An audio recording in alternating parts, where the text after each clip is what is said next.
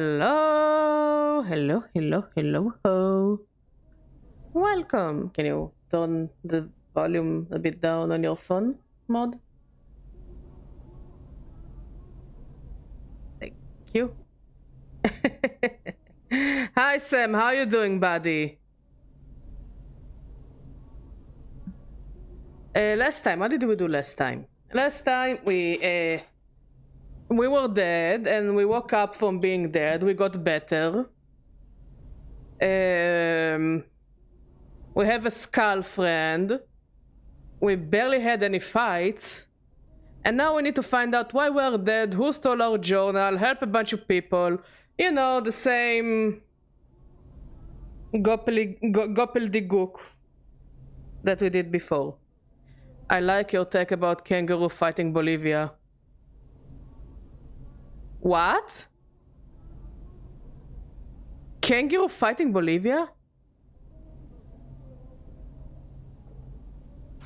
I'm a bit confused, Sam. Okay, we're looking for a woman named Ingress, who is running around. Okay.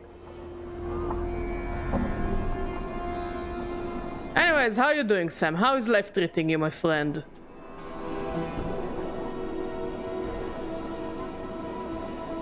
Did you just try to attack me? Piece of shit.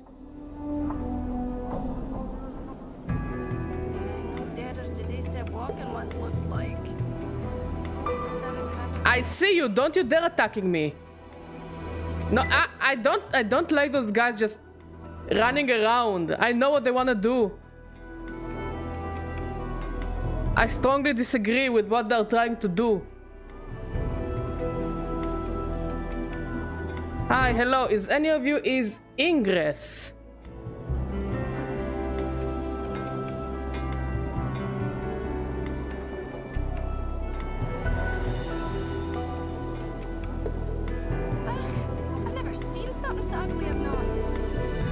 Don't call me ugly. Okay, I noticed that if we look at them, they just run away. Okay, this guy didn't want to run away.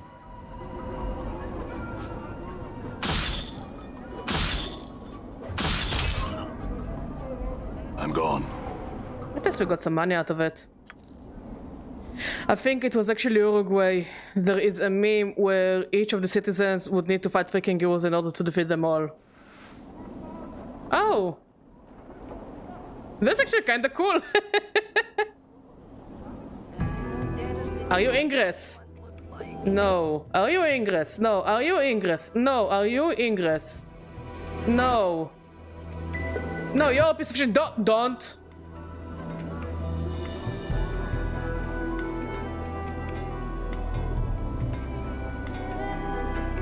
Are you Ingress? Ingress. Phew.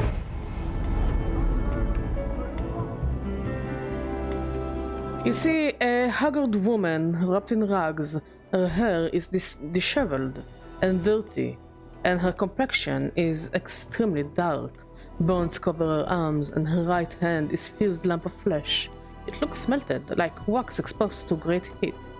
Greetings! I'm doing well. I baked cookies today.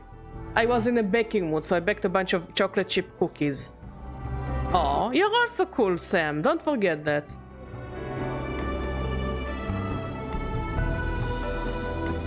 Updated my journal.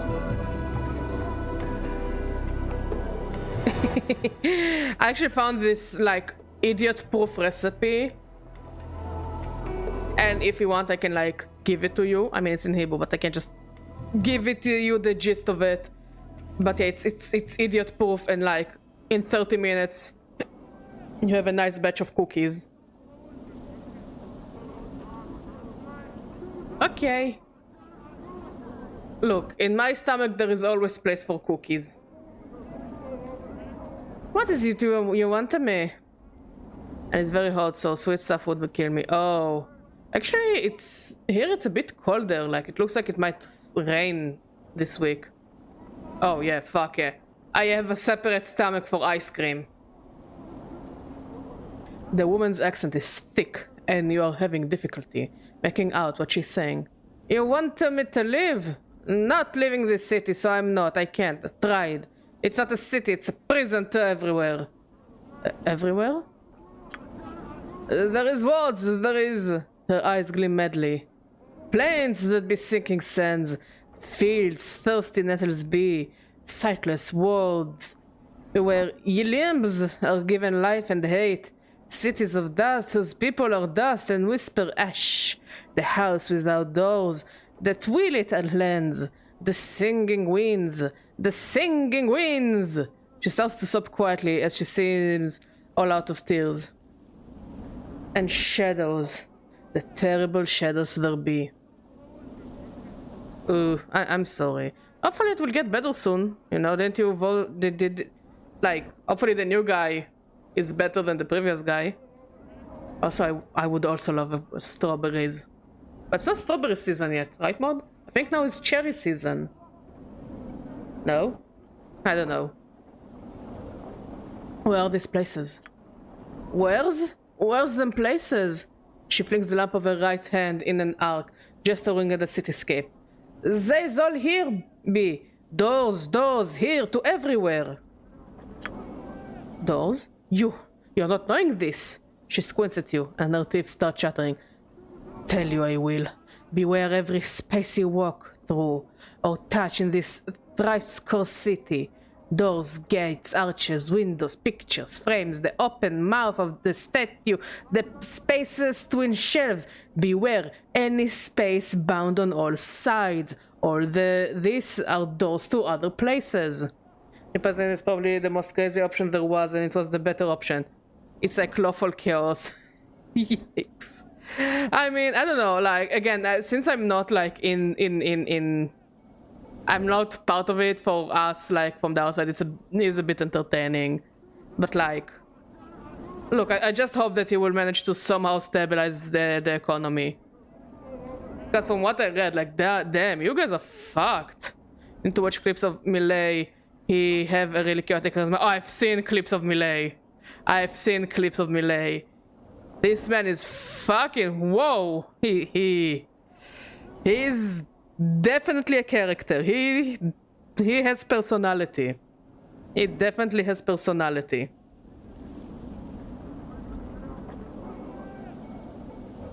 What do you mean? Every door has a key, it does. And with this key, they show their true nature. An arch becomes a portal, a picture frame becomes a portal, a window becomes a portal, all eager to take you someplace else. They steal you away. She raises the lamp of her right hand. And sometimes, what's on the other side takes part of you as a teeth. What are those keys? The keys number as many as the doors of the city. Every door a key, every key a door. Teeth start chattering again, as if she's cold. And a key is anything. It may be an emotion, an iron nailed head between his second and fifth finger, a thought 3 times, then thought once in reverse, or it may be a glass rose. Or maybe just a thought. Respectfully. And these are all keys that open this door. Updated my journal. Yes, her teeth start chattering, and she clenches her mouth closed and squints her eyes. Yes, I can't leave. How did you get here? Updated my journal. She seems to calm slightly, and her eyes take on 1,000 league stare. Came from a place else from here, almost a life ago. Hummed a tune by a glade with 2 dead trees that had fallen together. A brilliant door opened in the space between the crossed trees. Showed me the city on the other side. I stepped through, ended here.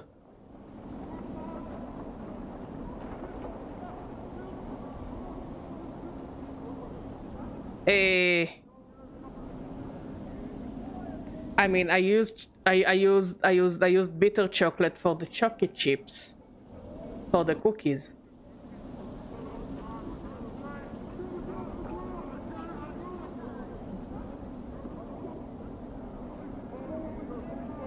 Yeah. But there is always place for more chocolate. Badger is definitely a sweet tooth.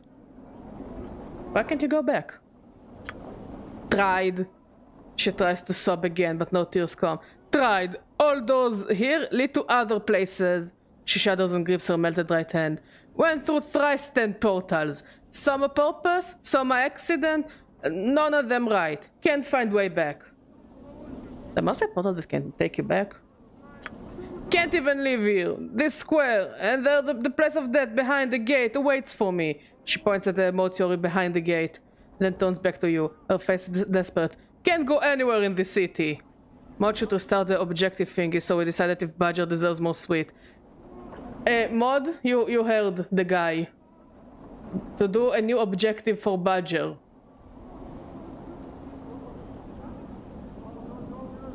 You can't go anywhere? What do you mean? I don't know what objective to put. I let you decide what objective I deserve. You can come and do it, I guess. Or later. Maybe later. We're gonna get Sufgania anyways. Don't give me a look, we're gonna get Sufgania anyways. It's like Hanukkah. You can't not eat Sufgania on Hanukkah. This is like a hate crime.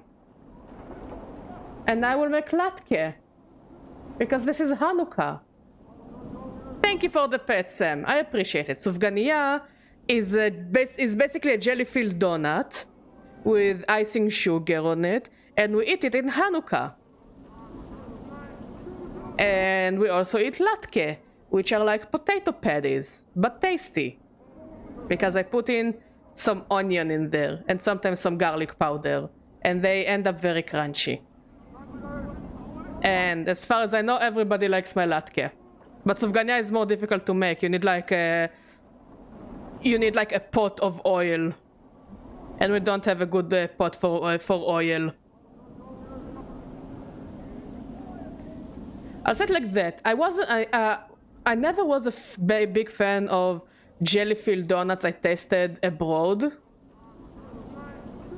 I never was a big fan of jelly-filled donuts that I tasted abroad, but like, again, here it's a holiday that you eat it on the holiday, so you know this shit hits good, especially the cheap ones, the super cheap ones, but not the really cheap that they barely put any jelly inside. The cheap ones that they put too much jelly inside. Usually strawberry jelly, but you can also put in choki. And now people do like try to reinvent the Sufgania and put all kinds of crazy shit. But I'm simple. Give me jelly. Give me strawberry jelly. Badger is an expert in food. I fucking love food. Yesterday night I was watching some shorts in bed and I found a recipe. It's apparently something Greek, but it looks like it a bit looks like a mini knafe, but it's not a knafe. It's I don't remember the name, but apparently they used to eat it in ancient Greece, and they're like balls of that you fry. The balls are made out of flour and yogurt or ricotta. You fry them and you cover them in honey and broken pistachio nuts, and this shit, I need to try it. We need to buy yogurt just to try to make this shit, because it looks fucking amazing. And I think because it's fried, it also will go well in Hanukkah. What do you say, Maud? That it looks so good. It literally looks like small knafe or small baklava, but Mediterranean rather than Middle Eastern. You know what is also sweet and looks perfect? What?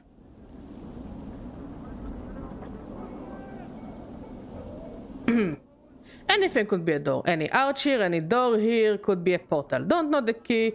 Could get us sent to another horrible place. If start chattering again.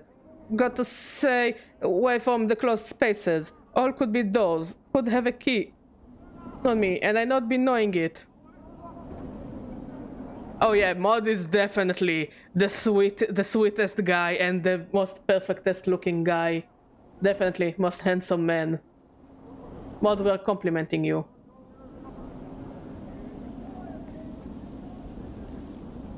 Mod, I don't know, Mod, do you feel underrated in this channel?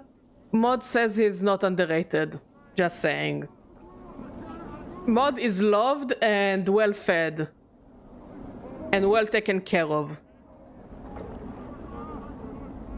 You're afraid to go through any door or arch because it might be a portal? She nods, her teeth chattering. How long have you been afraid of this? She squints. Since the last time I walked through the last portal, the place where my hand... She stops. Since my 10th turning. I'm in my 4th, 10th turning that. Now, her teeth begin chattering again. Mod should have his own character on screen to randomly appear. If Mod wants, I will let him. I mean, so far he's using chat to do these nuts jokes and other kinds of sex jokes. But if Mod wants more representation, Mod deserves all the representation he wants. Thank you, chat. So yeah, Mod can get all the representation he wants. 30 years? You haven't walked through any door for 30 years? Her vision seems clear slightly. She looks up at you, her teeth still chattering. Imagine if every time someone uses the quote command, Mod appears quoting Badger.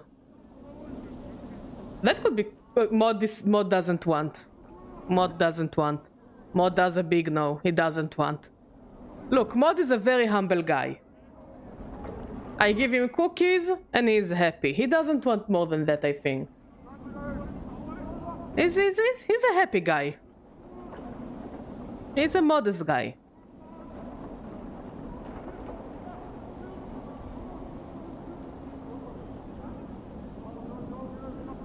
If you got here, there must be a portal that can take you back. It's only a matter of finding it. She smiles. Her teeth aren't chattering because she is cold. They're moving around inside her mouth, her gums twisting as the teeth shift about. They rise and recede as you watch, chattering as they rattle against each other. What? She hisses at you. Only takes one portal. You step through. Accident to drive the fear into you. I went through 30-10. Thrice 10. Lost my hand, burned my flesh, and lost my sense. She looks at her feet. No more, no more.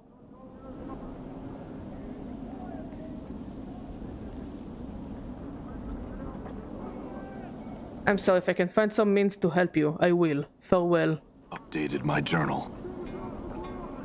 The fuck do you want, Hive Thug?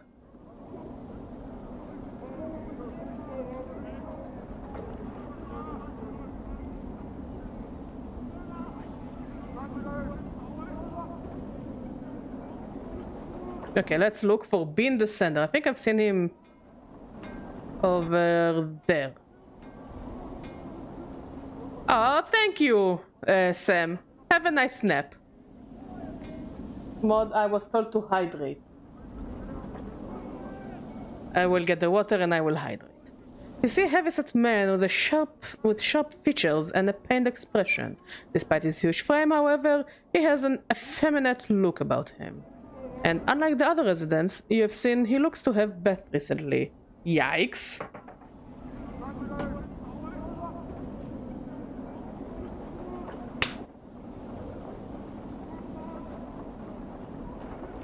Thank you, Mod.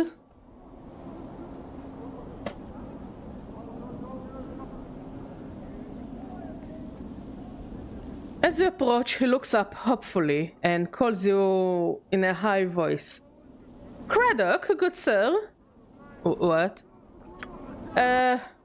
His hopeful expression dies as he studies your face. 1,000 apologies, good sir, if I have given offense. He gives a slight bow. I am called Bane the Sender. Third child of Bane, the Sender. I am one of the many runners in the employ of the House of Senders. No apologies necessary, Bane. What do you want? 1,000 apologies for troubling you with such a trivial matter, but I seek Craddock, an overseer in the hive. Ben looks like he is in pain, but alas, he eludes me. He looks at you hopefully again. Could it be you have heard of such a man? I'm sorry, I haven't.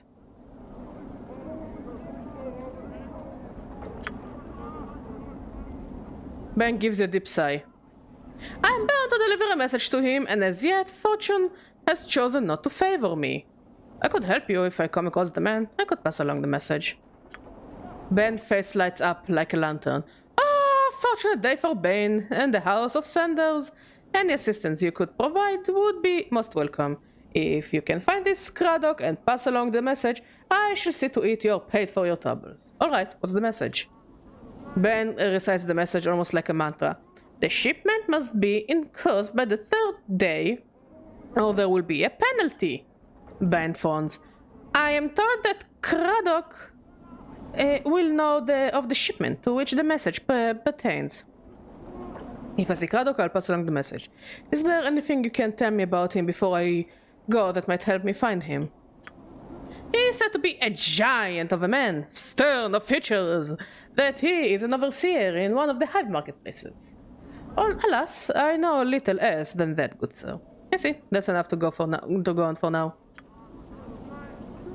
Ben bows. Thank you, sir. Should fortune favor you and you're able to bear the message to Craddock, be so kind as to return and tell me if I will see to it your efforts are rewarded. Very well. Farewell, Bane. Updated my journal. Okay. Easy enough. Oh, there you are. I wondered where we have been gone to. Okay, next we are going to the obelisk.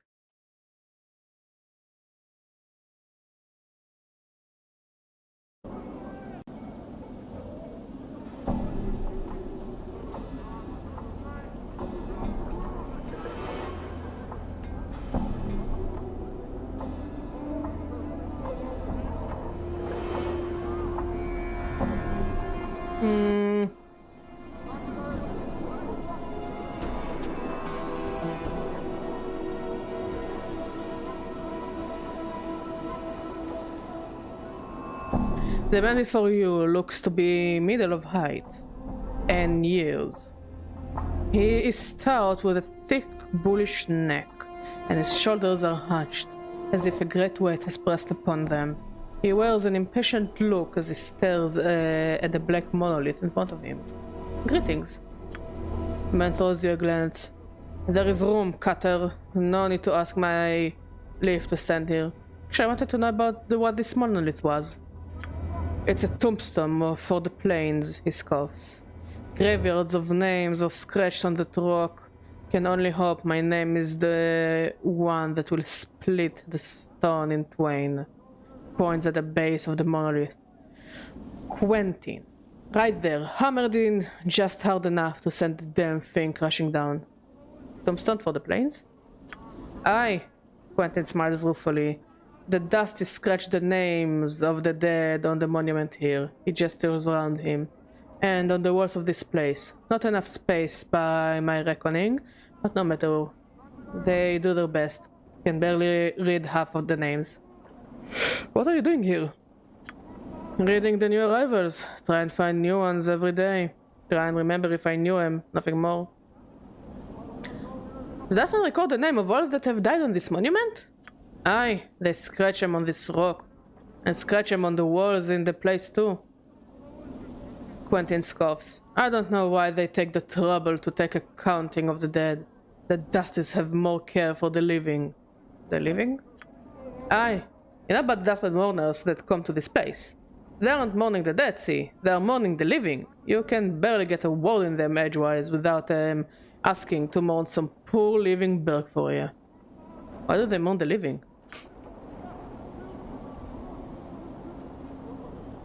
You got me there, Cutter, he shrugs. Might want to put a question to them. Seems to me the dead are thrice worth the pity of any poor sod living in this pit. He nods at the monument. Every name on there is blessed, in my book it is. Ever know anybody who came back after the name was put on there? You mean come back from death? Quentin shakes his head. Not the one, Cutter. Everything that lives dies. And that's the way of things, he shrugs. Still, considering the plane's gone forever and all, I suppose anything is possible. I suppose so. Say, I had some other questions for you. No, I mean asking Cutter. Can you tell me... Okay, what are you doing here? Reading the new arrivals. Ah, yeah. Yeah.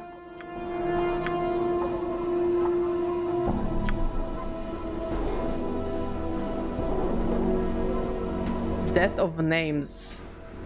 Let's say.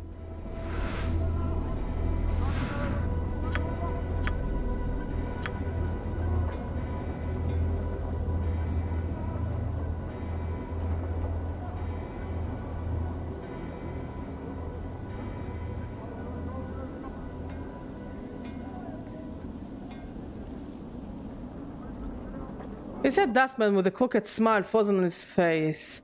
Despite the smile, his eyes are as dull as stones. His right arm is shorter than the left, and he keeps it tucked to his side, as if cradling a small child. Greetings. The Dustman's eyes slide over you. Name? The way he speaks the word, it sounds like the tolling of a bell. I don't know. No name. No name can't help you. The Dustman speaks in a curious sing-song voice. Need to give a name if you want to see where it's died. What? Updated my journal. Given a name when you're born, give it back when you need it no more. Death of names, death of names. His eyes swim across the monolith. Then the wall of the area. Buried many names here, death of names has. Tell me a name. I'll show you its graves. I don't know, try Adan?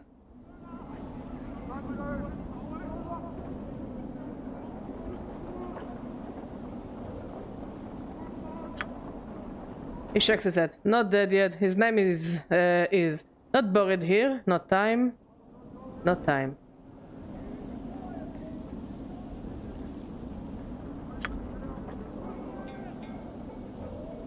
This is an interesting design for a tiefling.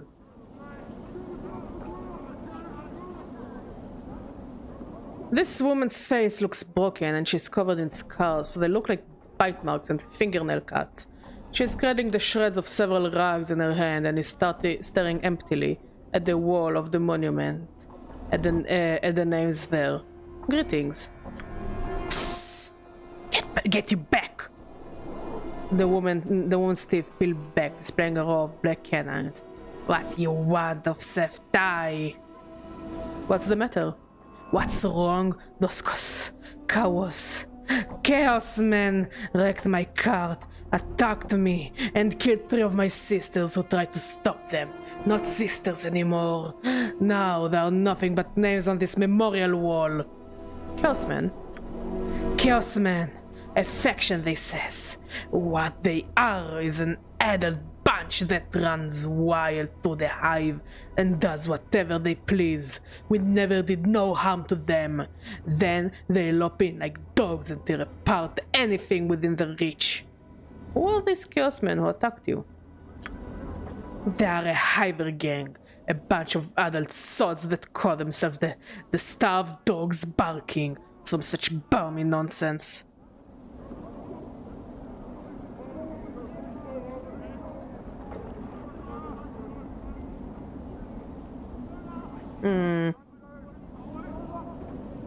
Directions are unjust. If you wish, I can see that the matter is rectified. If 3 deaths they cause, and 3 deaths shall these starved dogs suffer. A copper earring in your purse if you pen 3 of those murdering sods in the dead book. Jig? I'll see to it that they are put in the dead book. Can you tell me where they might be found? Go out the south gate. Spireward from here. Then walk around the block until you come to a place where men run in circles, howling at the sick sky. There is the starved dogs they are. I'll go look for them then. Updated my journal. Okay.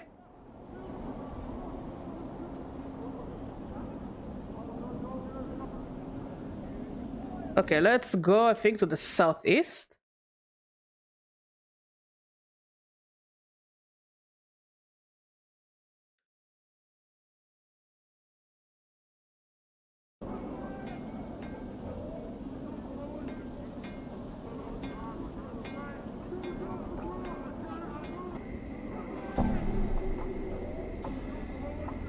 I know daughters today said walking once looks like.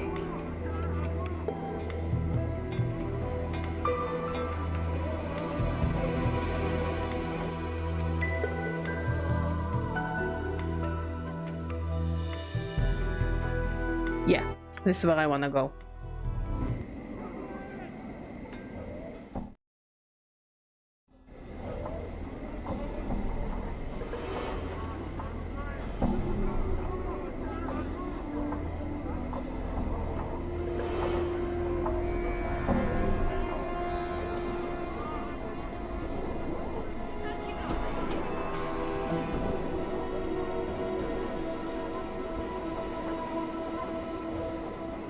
You see a tired-looking, sorrowful old man who is gazing at the ash-dead tree in front of him. He is mumbling to himself and tapping his chin as if trying to figure something out. Occasionally, he shakes his head sadly. Greetings.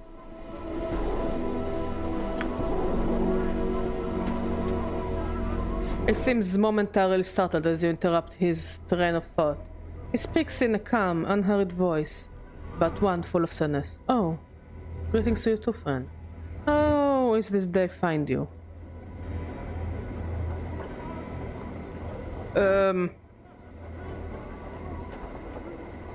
It finds me well. He smiles, but sorrow still lies in his eyes. That's good, friend. Hope your good fortune continues. He seems about to turn back to the tree. And how is this day finds you?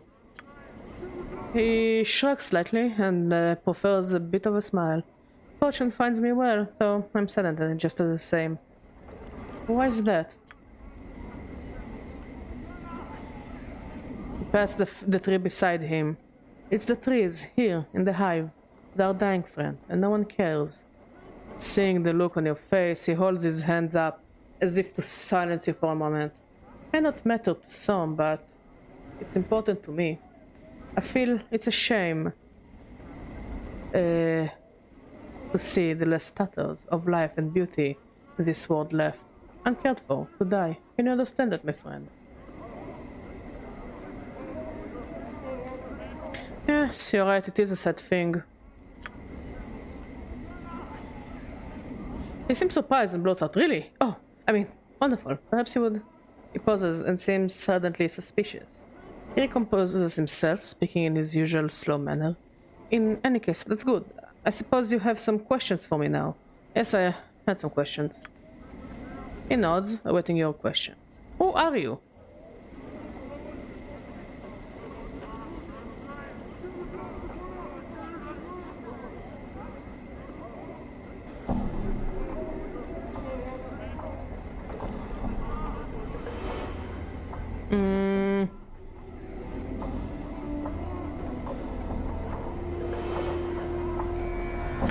I'm called Monster Trees by the people here, friend. Why is that? Yeah. What are you doing here? I'm wasting time, if anything, friend. He sighs miserably. What do you mean? It's a long story. Not something the casual passerby would want to stand around for, I'm sure. Let's just say that any efforts I've made to rouse the people here to action have been ignored. What is it you had wanted the people to do? I wanted them to... He seems exasperated, frustrated, he is lost for words. To care. Is that so much, friend? He looks at you in the earnest. Care about what? Yeah, why are all the trees dying? Just look at your surroundings, friend. Can you imagine anything having an easy life here? And besides, the wretched conditions, the Dabus rarely come to this part of the sigil. Dabus. You know, Dabus. Surely you have seen them. They are the lady's servants. They care for the city. Some parts of it is more than the others, of course. He looks sadly at the tree beside him. The lady? Don't you have pain, friend? The mistress of sigil? He stops speaking suddenly, making a semicircular sign over his chest. He leans close to whisper. It does no one good to speak of the lady. Know only that she alone controls the city, whether it appears that way at times or not, and speak of her no more. Very well. Why don't the Dabus come here often? The hive's a dangerous place, but that's not it. The Dabus have the lady watching over them, and no one's foolish enough to tangle with her. Friend, I suppose it's really all on account of Fel. Who is Fel? Fel, he's, well, friend. I'll just say he's the only double so that doesn't serve the lady. I don't know the whole dark of it, as they say, but he's shunned by his fellows and lives here, alone in the hive. He runs a tattoo parlor, but most of Sigil is wary of the place. Tell me about this tattoo parlor. First parlor is only a few buildings east of here. It is marked with his personal symbol, a white oval pierced by a lightning bolt. I've never been there myself, friend, but as I understand it, he is able to turn images from his speech. You know that I was speaking images, yes? Rebuses. Yes, go on. He nods. So he's somehow able to turn images from his speech into tattoos. And not just ordinary inkings either. I'm told there is magic about them. And more than just in their making. I don't know much else about it though. So what about the places there to be wary of? Well, friend, since he turned from the lady, many people think it's just a matter of time before her shadow falls on him. No one wants to be about when and if that happens, I'm sure. I had other questions. What can you tell me about this place? It's the worst Sigil has to offer, friend. Not much else to say about it, he smiles wearily. Why are you here then? I'm wasting time. Yeah. I'm looking for a man named Farod. Sorry, friend. When I first came here, I spoke to many people, but I don't remember anyone by that name. I'm looking for a journal I've lost.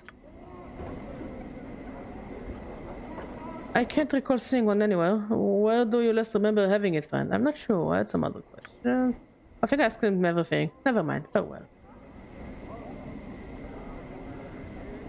Why not then? Just show it to me.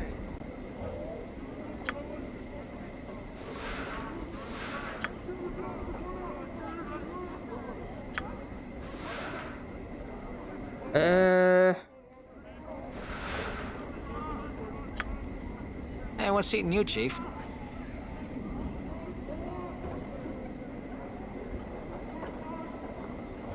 Mort, I don't mind you tagging along, but is there anything else you do except chatter?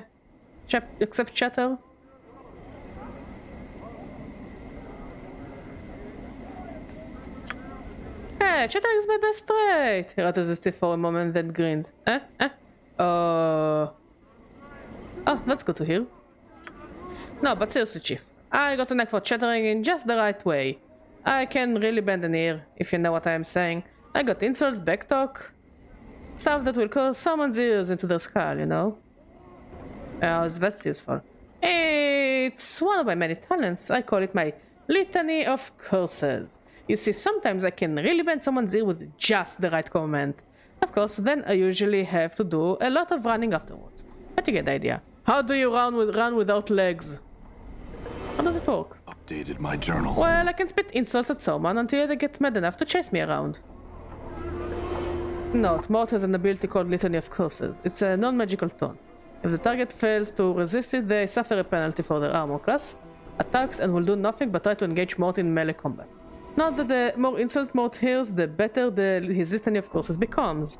The Litany of Curses is very effective against mages. What the fuck? I wanna try it.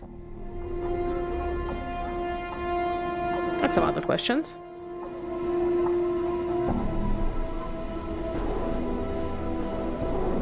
You said you're a Mimi, right, Mort? Yes, there's a floating insect. Yeah, okay. How did you die, Mort? No, dear Chief, I kind of forgot when I died. Can't say I blame myself much. At least there was something waiting for me after I died. Even if it is life as a floating skull, I mean.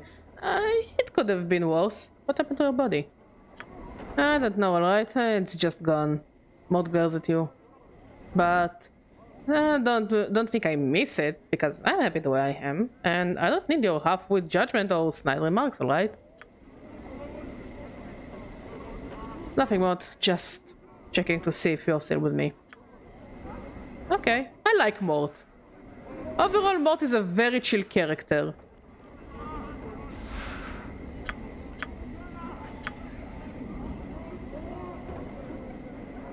Why not then? Just show it to me.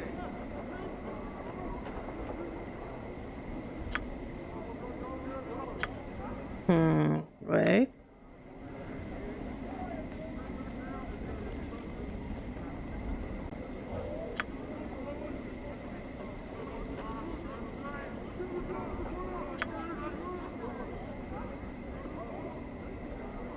For the first time, the man seems genuinely happy, beaming. He explained, "It's difficult for anything to survive here. Just look around and you will see what I mean, friend. I'm not sure it's possible for the trees to thrive here, even if they somehow were to get enough light and clean water. Go on." He nods enthusiastically, but if enough people really want them to leave, I just know they will survive. They'll turn green again and flourish. You could be right. I am right. I'm certain of it. A sense of conviction surrounds him like an aura. He seems so unlike the man you first spoke to. That's all I would ask of you, friend. Just care for them. Hope for the recovery. In time, should enough people want it, it will come to pass. Can you do that for me, friend? Sure, I will help. Excellent, my friend. Excellent. I thank you. You've given me back my confidence, my purpose. Perhaps I can find others like you who will listen. Perhaps we'll make a difference. What about your companion, friend? Would you speak to them on my behalf? Mort, what do you think? Oh yeah, Chief, sure, whatever you say. I'm serious, Mort. Can you make an effort? Mort looks at you for a while, slightly then nods. Yeah, I can. If it's that important to you, I'll do it. Thanks, Mort. Farewell, monster trees. Did our caring help?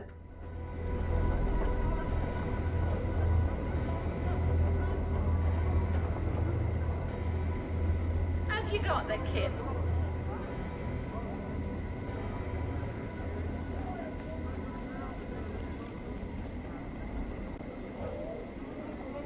Okay. This is one of the guys we need to kill.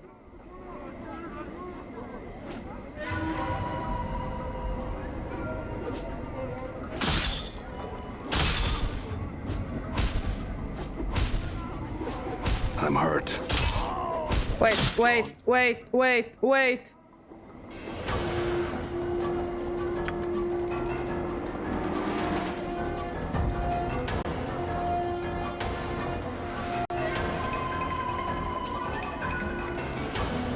Am I out of bandages?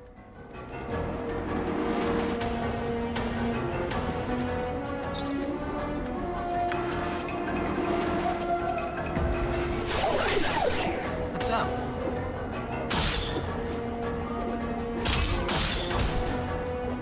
I'm hurt.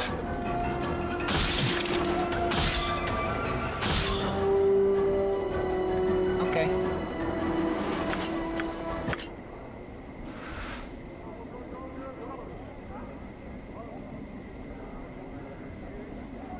Okay, we need one more. Unless... I'm gone.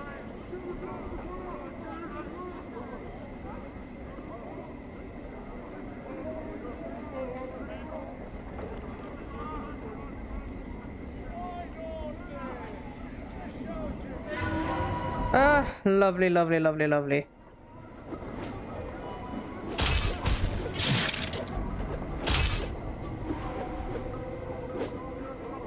Don't let it end like this. Looks like beauty sleep hasn't helped you any.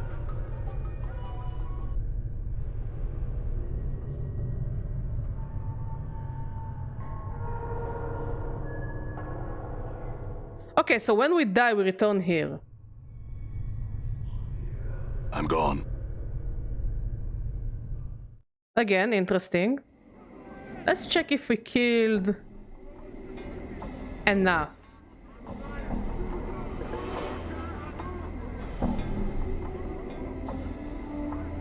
Updated my journal. The powers be not blind in their justice the day. The woman reaches into her spider-like hair and draws forth a copper earring. Here you are. A pretty bead it should fetch. This worth 33 coppers at least, I'm sure. It belonged to one of my sisters, but she won't be needing it anymore. Very well. Farewell, Seftai. Okay. So we did fix it. Okay. I think this thing we can throw. And this thing as well.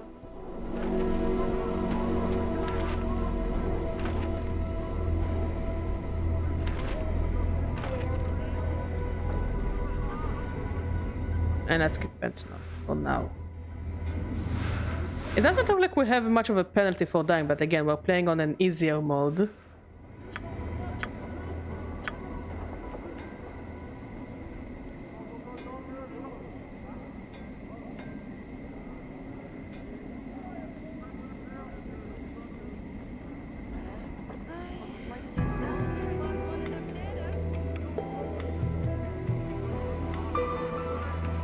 I really like the music in this game.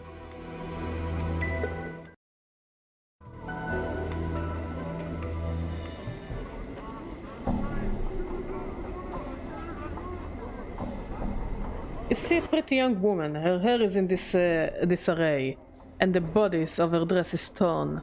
She looks about in desperation and then notices you. Greetings. She runs up to you and grabs your arm. You notice the front of her dress is stained with blood. Help me, Cutter, please! They're killing my sister! She begins to tug on your arm. Who?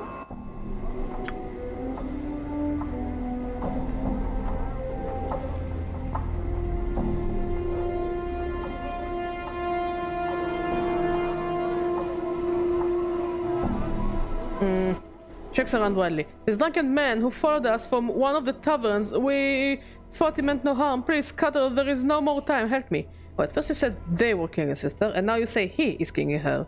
Which is it?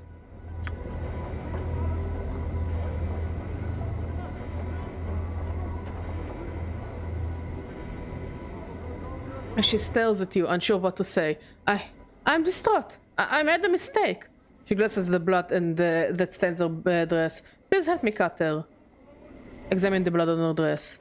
You glance down at her and look at the blood. Although it does appear to be real, it has completely dried. It must be hours old. That blood is hours old. What are you up to? You can see her eyes flick to the bloodstains and then back to you. You think you can hear a hint of nervousness in her voice. You're mistaken, Cutter. Please help me. My sister lies dying while we tarry. Hey, how do you find all those dust balls? You're up to something. Tell me what's going on or I'll kill you. No.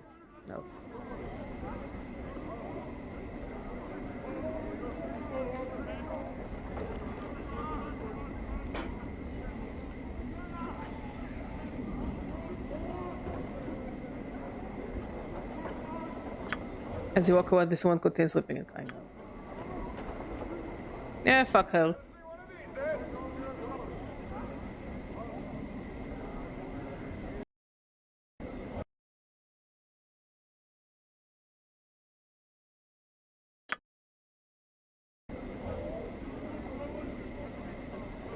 Have you got the kid? Oh, those fuckers. Oh, this time I'm totally gonna kill them now that I'm all nice and healthy.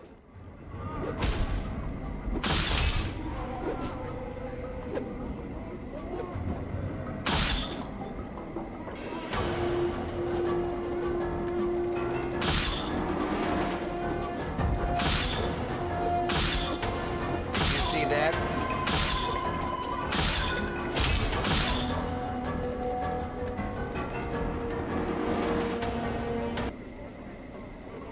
I just wanna loot the bodies, dude. All right.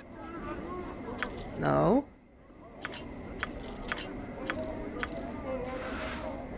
Okay, let's go.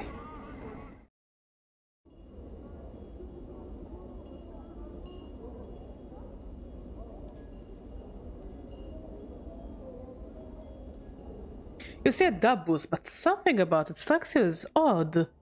It has the same shock of white hair, the same greenish cast to its skin, the same pair of goat horns. And you suddenly realize this one is walking on the ground, not floating. For some reason, that makes you uneasy. I had some questions for you. The Dabus waits. Who are you? The Dabus inclines his head slightly, and a lone symbol appears above his head. It is blurry at first, then resolves into a white oval with a black lightning bolt through it. For some reason, you know the Dabus has a name. Its name is Fel.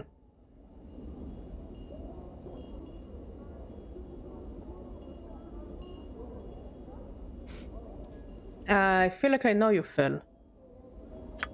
Fel bows reverently, and a stream of symbols swirl about his head, rotating clockwise, then counterclockwise. You have to guess at some of the symbols, but you think he said something about this not being the first time you have come to this place. Do you know who I am? Another series of symbols materializes quickly and sharply into focus above Fel's head. These symbols are not as difficult as the others. You think he said he knows you, but he cannot say any more than that. Why not? For a moment, there is no response from Fel. And then a stream of rebuses appear, as if trickling out of Fel's mind. You think he's saying he's sorry, but you can't translate the rest. I see, I have another question for you, Fel. What is this place? A slow train of symbols materialize around Fel's head. The symbols take several moments to resolve, starting with a simple lines, then fleshing themselves out into breathtaking colors. You are guessing at some of the symbols, but you think he is an artist. And this is a tattoo parlor. Can I see what tattoos you have? Oh, we can... Ooh. Can we sell stuff? Doesn't look like it. Oh, that's so cool! We can do tattoos and get better! Wait, can you identify? Doesn't seem like it.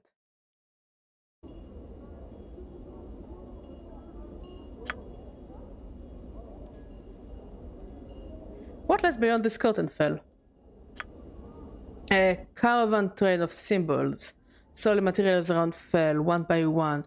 He is saying it is a gallery of some sort, a gallery of view. The next part is difficult to translate, but you think the Fel is saying he is sad for you. Sad? Why? Another caravan of symbols forms around Fel, this time forming a circle. He says something about being marked and tormented. There is another section you cannot translate. Then the last portion seems to be something about you enduring pain. What do you mean? A long thread of rebuses appears above Fel's head, then surrounds his arms like manacles. He seems to be saying he admires you for enduring losses. Go on. A long string of rebuses appears above Fel's head, then falls, covering him like a cloak. He seems to be saying these losses cover your life and your other lives. You're not certain what the other symbols surrounding this message mean, however. Is there anything else you can tell me? A brief series of paper-thin rebuses appear in an orderly row next to Fel. He then vanish into glowing motes. You think he just warned you not to sign anything during your travels. Very well. Another series of rebuses appear, forming a spiral. They have the texture of a question about them. You think he just asked you if you feel whole. I don't. In fact, ever since I woke up in the mortuary, I feel like something is missing, something inside. Fel nods, and a series of symbols materialize in a halo around him. You think he's telling you to be strong, to keep faith. Altai, I had some other questions.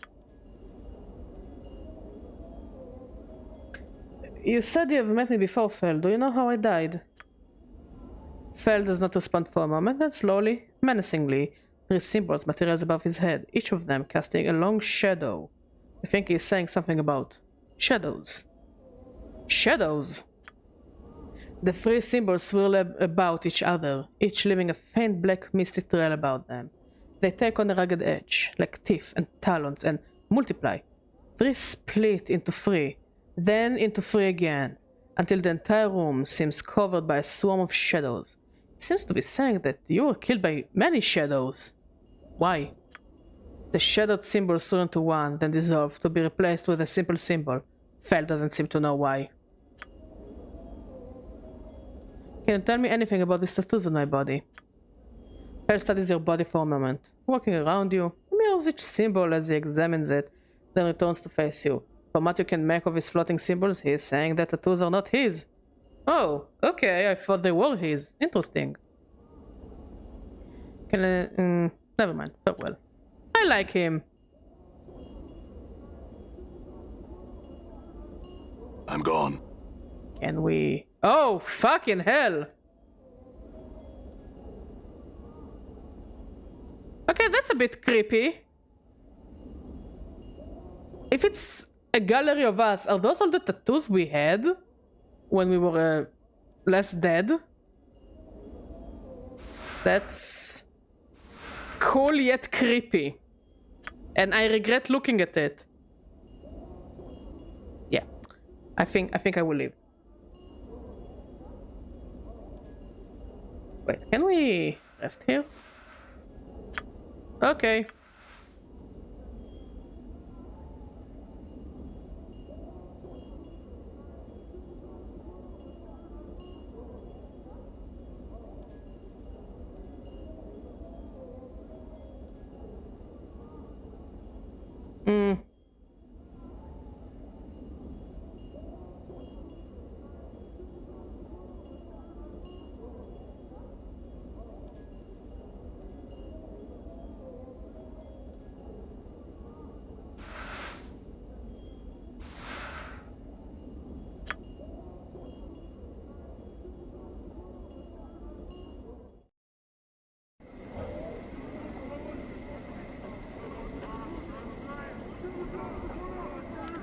The wild-eyed man hunches over, snarling and giving low growls.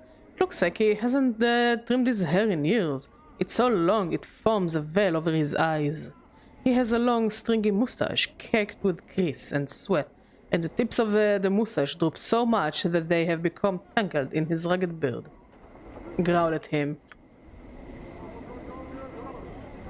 The man stops in mid-snarl, and he reaches up to part the curtain of hair that covers his eyes. As his withered hand pulls away his dirty locks, several strange, puce-colored bugs fall from his hair and scatter across the cobbles. Behind the cloak of hair, the man's flesh is moon-pale and creased with wrinkles.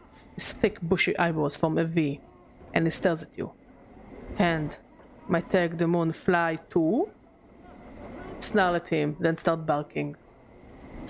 The man frowns, but his eyebrows tilt upwards in reverse V, creating a bizarre expression. You have no idea how he accomplished the facial expression, but it makes you uncomfortable watching the muscles beneath his face shift into the new pattern. You can't tell whether he's angry, curious, both or neither. Singed kiss pick. A man answers, prefer a wood woman at the heart.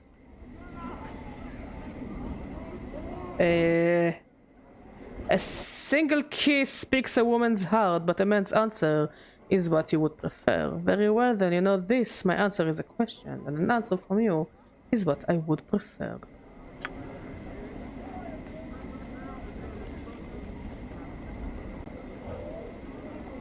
The man seems mesmerized by your voice. With every word you speak, a light flickers in his eyes, barking wilder. I am.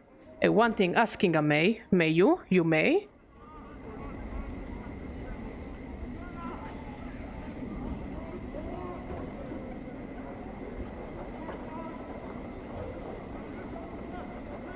I'm looking for a lost journal. Do you know where I might find one?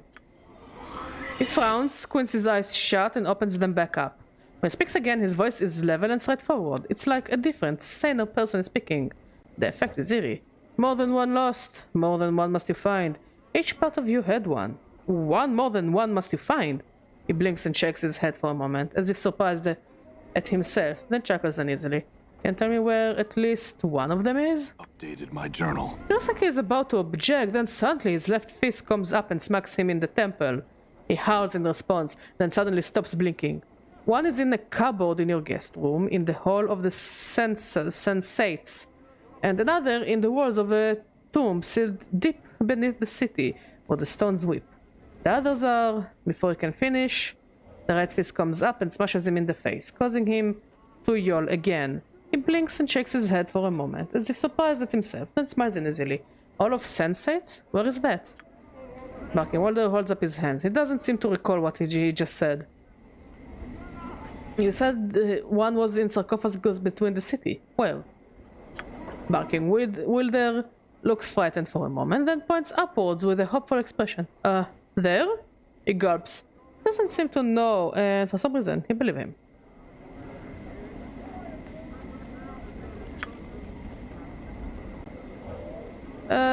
No asking God today. Farewell. Well, there's a tree with one snap branch too many.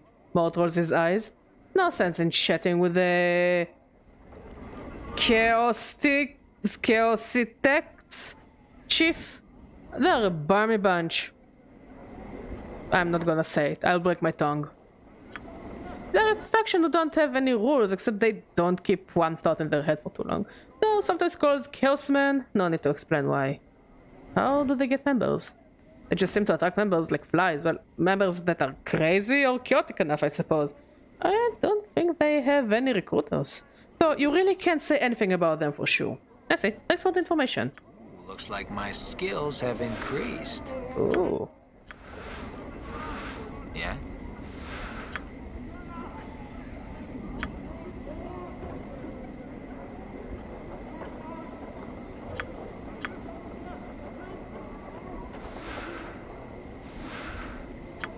Good for Mort.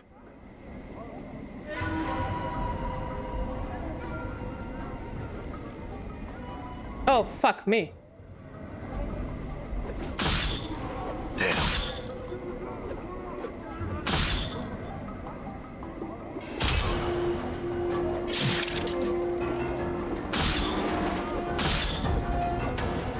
I like how people are randomly entering battle pose. You see that?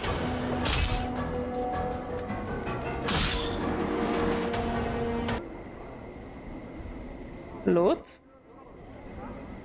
I'm gone. Okay, let's see if we can rest here. It's too dangerous to rest here. Okay.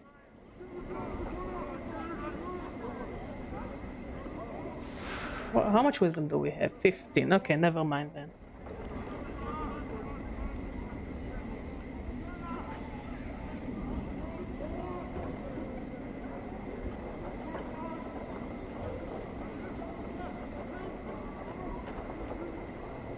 Okay, we're looking for a bar.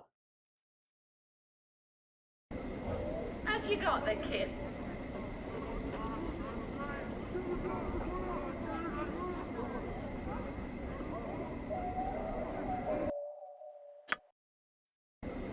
Oh, that's an Abishai. That's cool. You missed the Abishai, but they're just kind of chilling here. Oh, lovely. More hive tags. Well, at least we get some money out of it. Oh shit, lots of hive tags.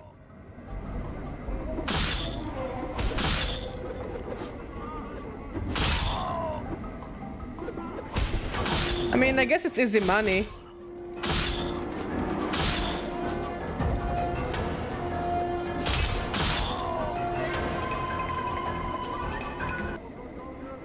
I don't think this guy decided if he wants to attack me or not.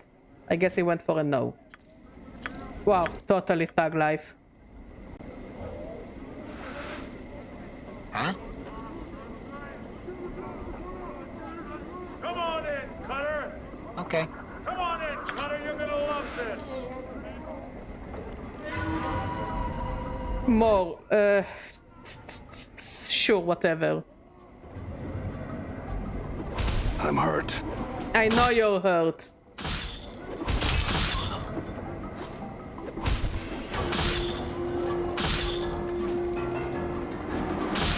And we died dead. Must this fool die? Oh, feel all stiff. Something, that's what she said? That's what he said? That's what they said? That's what someone said?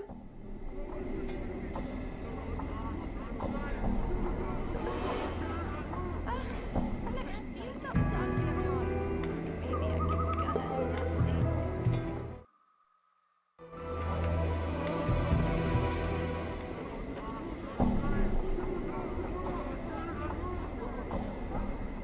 Oh, motherfucker, I'm back for you. Get back here, you son of a bitch.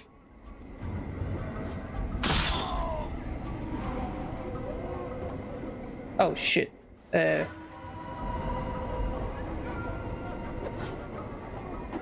know, you start with one and then the rest jump in. Did you see that? I'm gone.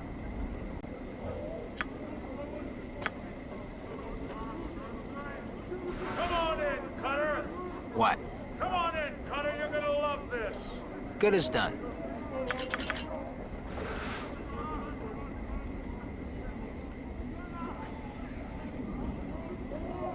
Right, is this the place? Yeah, this is the place. Just see one of these,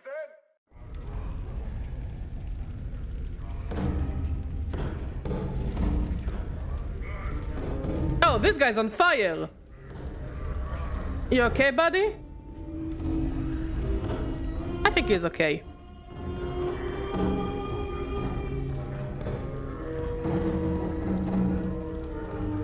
This is a woman with fading bruises on her face and arms and a look of despairing longing in her sunken eyes. She might have been pretty once, but those days were long ago.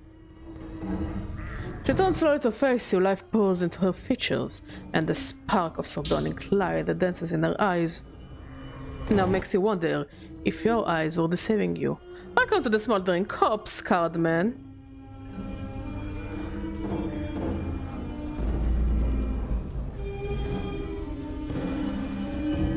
Who is that burning by the entryway? Updated my journal. That despair you saw on her face before flits across it again, like a black-winged shadow before she masters herself. That's Cygnus, one of the greatest wizards ever to come out of the slummy excuse for a cesspool. Why the fuck is he on fire? They caught him and they opened a channel to the plane of fire through him, and now he's just a doorway for it, keeping himself alive by force or will alone. If someone could douse him for a few moments, it would give him his life back again. But they don't make enough water to do that.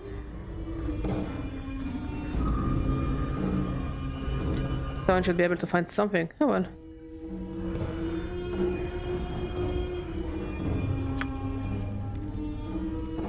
Okay.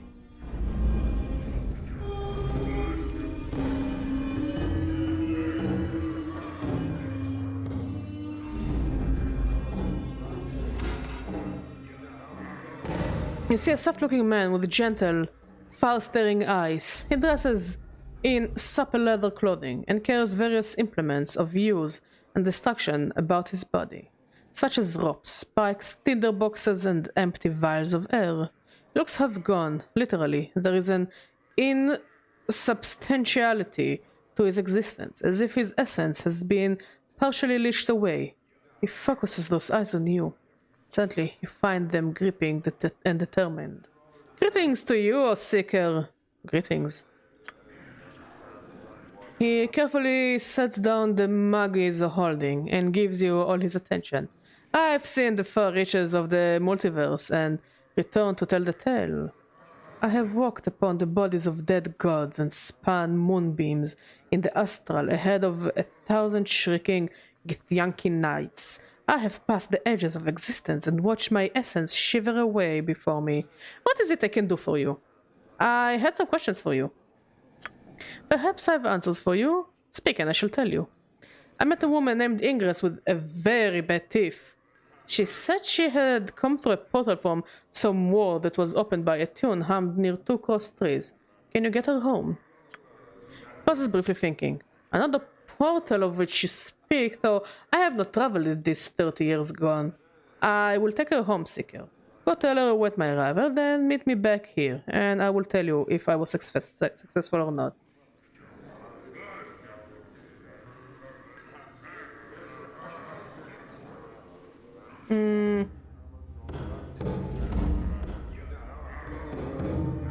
Thanks, I have some other questions. Updated my journal. I have answers for you. Speak and I shall tell you. What are you doing?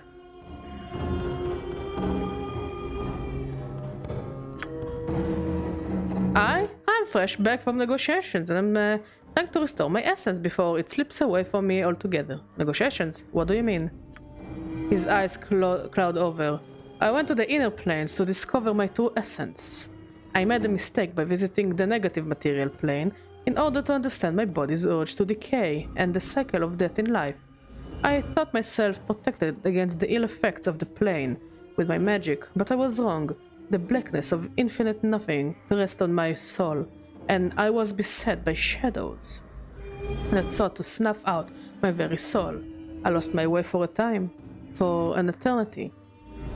I nearly lost my existence. I could feel my essence falling away from me, and I am even now half gone. Never will I return.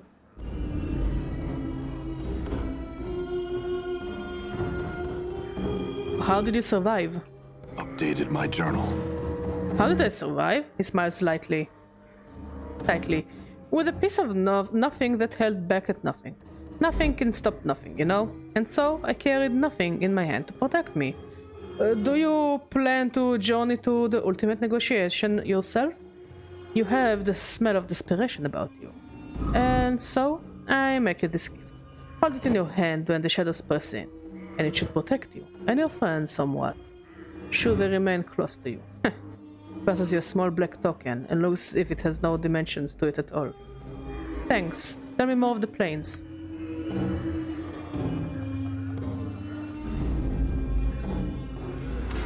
You would know more of the planes. Ask and I shall tell as best as I can. Would you hear of the outer planes, the prime material, or the inner planes? What's the difference? The difference is true essence, Seeker. The inner planes are matter, substance, true physicality. They are the building blocks of the multiverse, for it is from them that all belief in the elements springs.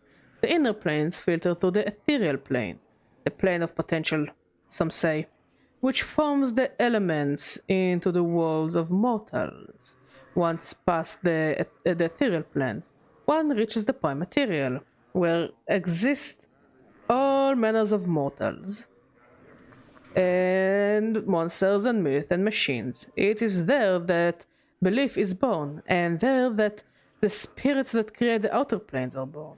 When mortals die, they pass through the astral plane, and no place that is thought and mental energy itself. It is in all things and in none. It is paradox, among other things, and it filters spirits into the great ring. Do you comprehend so far? Yeah, sure, whatever, go on. Now, the outer planes, where should I start? Do you know the cardinal rules of the planes, on which all others are based? Do you know about the composition of outer planes? Do you know of the Great Ring and its divisions in our hearts? Do you know of the individual planes? Each of these leads to the next, and so it is best to start from the beginning.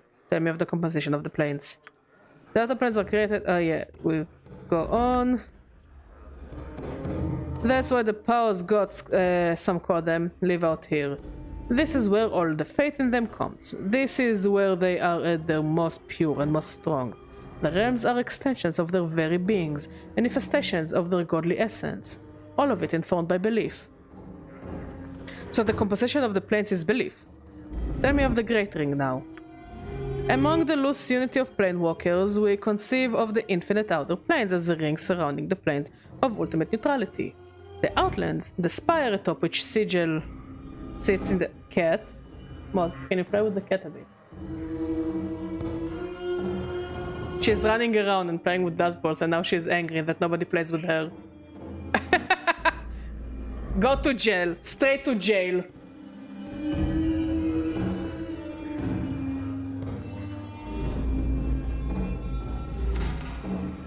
Yeah, I think the cat is a bit dumb.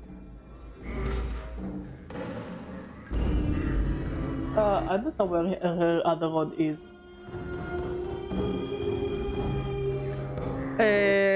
The Outlands. The spire atop which Sigil sits in the center of the Outlands. The farther one travels away from the spire, the less neutral the plane grows until it spills into the neighboring planes. Each of these planes impinges on the Outlands, spinning themselves into law and chaos, good and evil. The Great Road marks the demarcation between the Outlands, and the gate town that springs up around the gates to these plains. Beyond the gate town lies the hinterlands, uncharted territory that is lost to history, that closes thought. Danger lies in the hinterlands. Go on. The outer planes differ by morality, not substance. For you, we will divide the planes into 3 sets. The upper planes of good, the lower planes of evil, and the boundary planes of neutrality. These are then divided further by law and chaos, with the outlands in the middle. Which of these interests you? The upper planes. Of the upper planes, there are the neutral planes, the lawful planes, and the chaotic planes. What would you know? So basically this is alignments, but make it complicated. The neutral planes. The neutral upper planes contain the Beastlands, a place of neutrality and goodness, with a slight tinge of chaos, where the animals rule in the eternal noon and night. They hold Bytopia. Please tell me more about Bytopia. Twin paradise of industry and labor, where all work towards the good of all. And Elysium, the sweetest plane of goodness and calm I have never come across. Alas, right now I am not well enough to enjoy any of their restorative effects. What would you hear of now? Tell me about the rest of the upper planes. The lawful planes. Okay, I think I exhausted the reading for now. Can we sell stuff? Wait, first of all, we have something here. What's up, Chief? Skull guy, take Good it. is done. Mercy killer patron.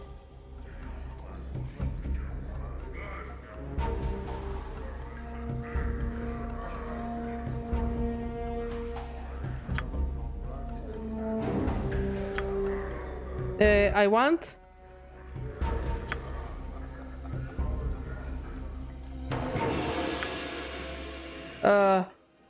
Never mind.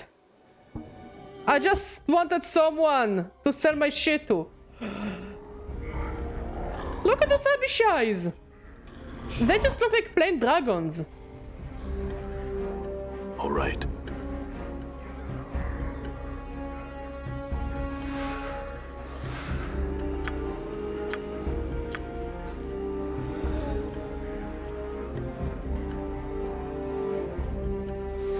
Okay, let's see what he gave us. Negative token. Who, the cat? Good for the cat.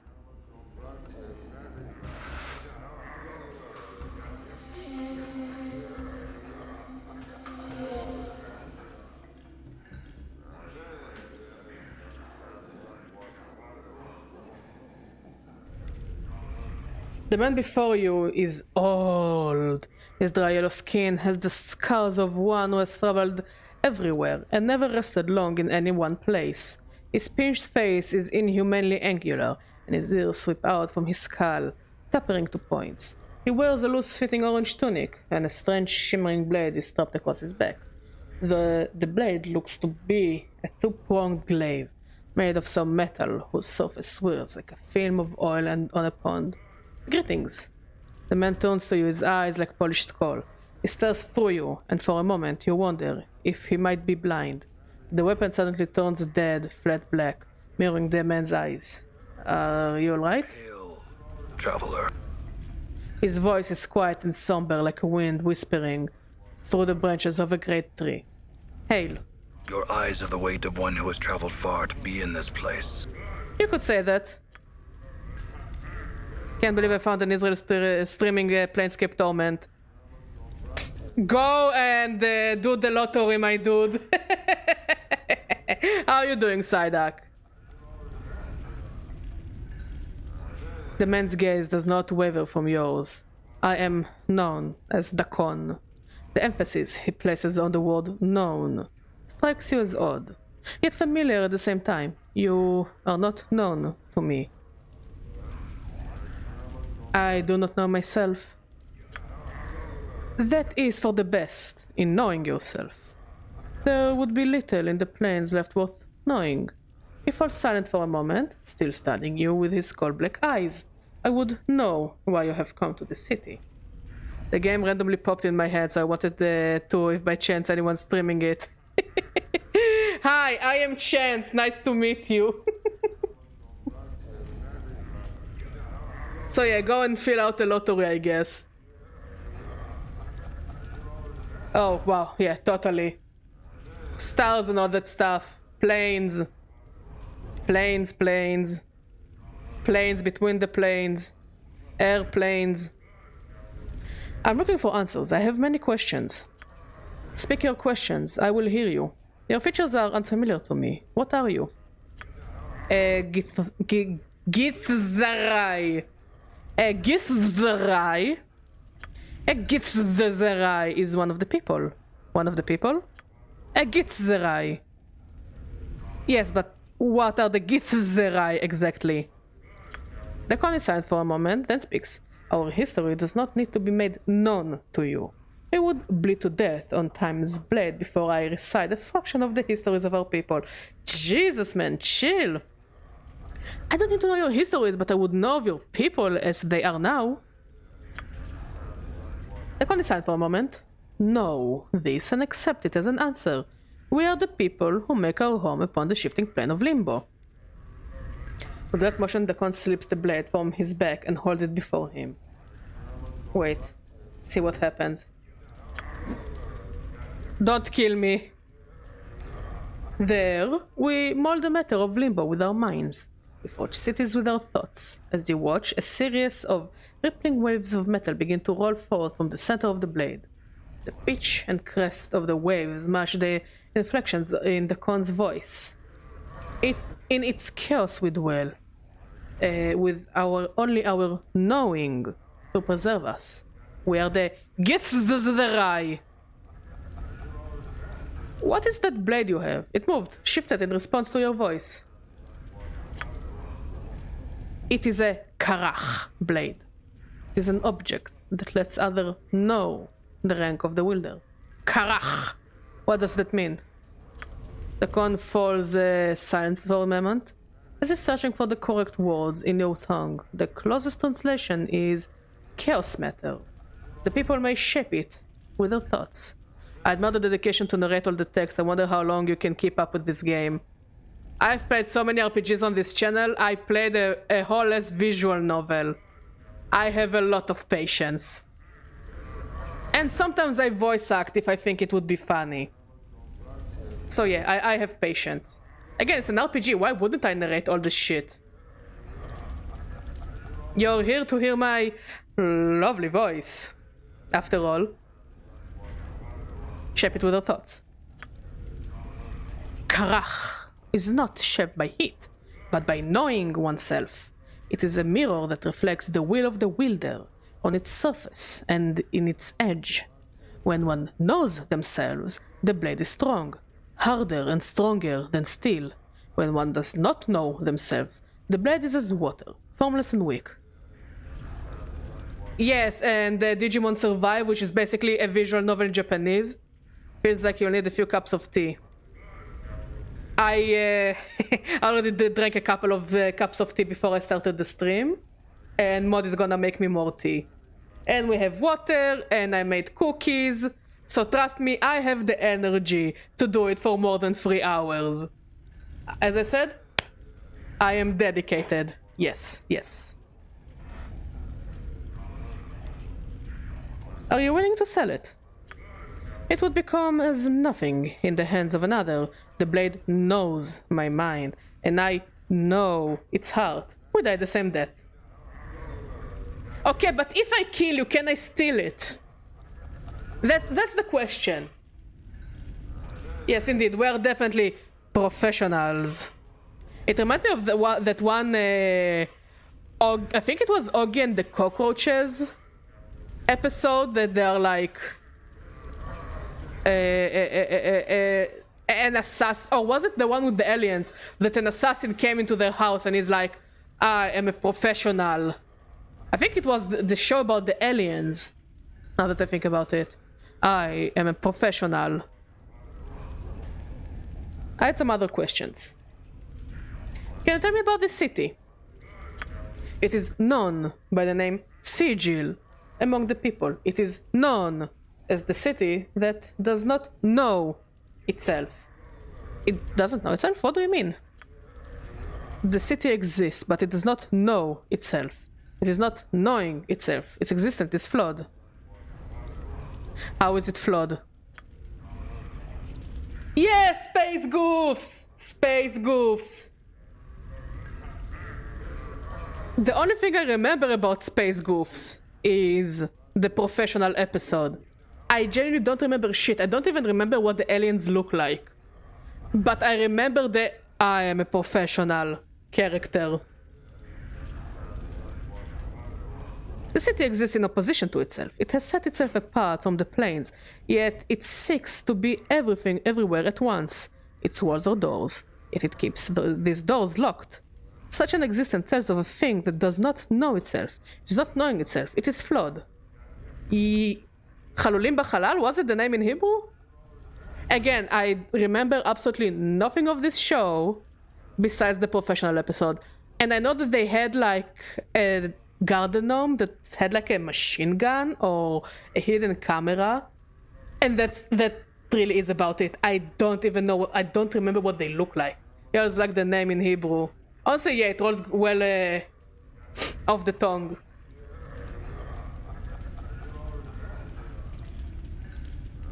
Maybe we should address the badger as a professional? When you said the city is everywhere at once, what do you mean? Hey, sweetie Bonsock, how you doing, buddy? The clown episode? Again, I have an image of the clown. I don't have an image of the aliens. Look, when you tell me schnitzel kind of day, it's actually a good day for me. Wait, was it a Dexter's Laboratory episode when the clown bites him and he turns into a were-clown? So, I don't think I remember the clown episode from Space Goofs.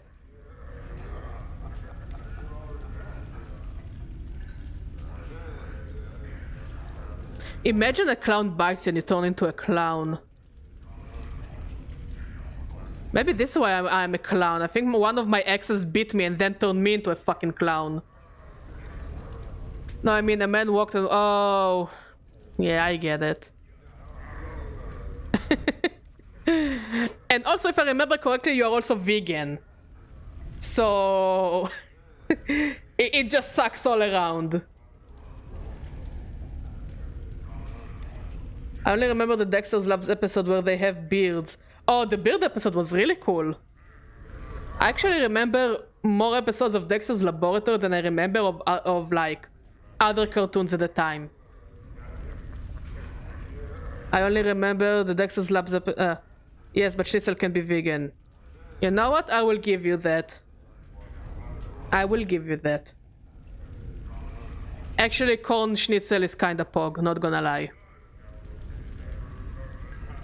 I think my favorite Dexter's Lab episode was the Omelette du Fromage episode.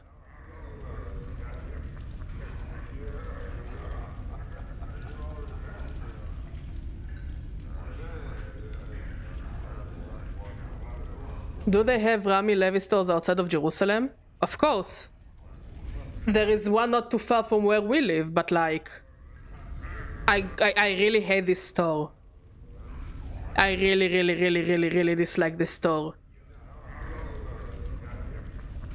Oh, really?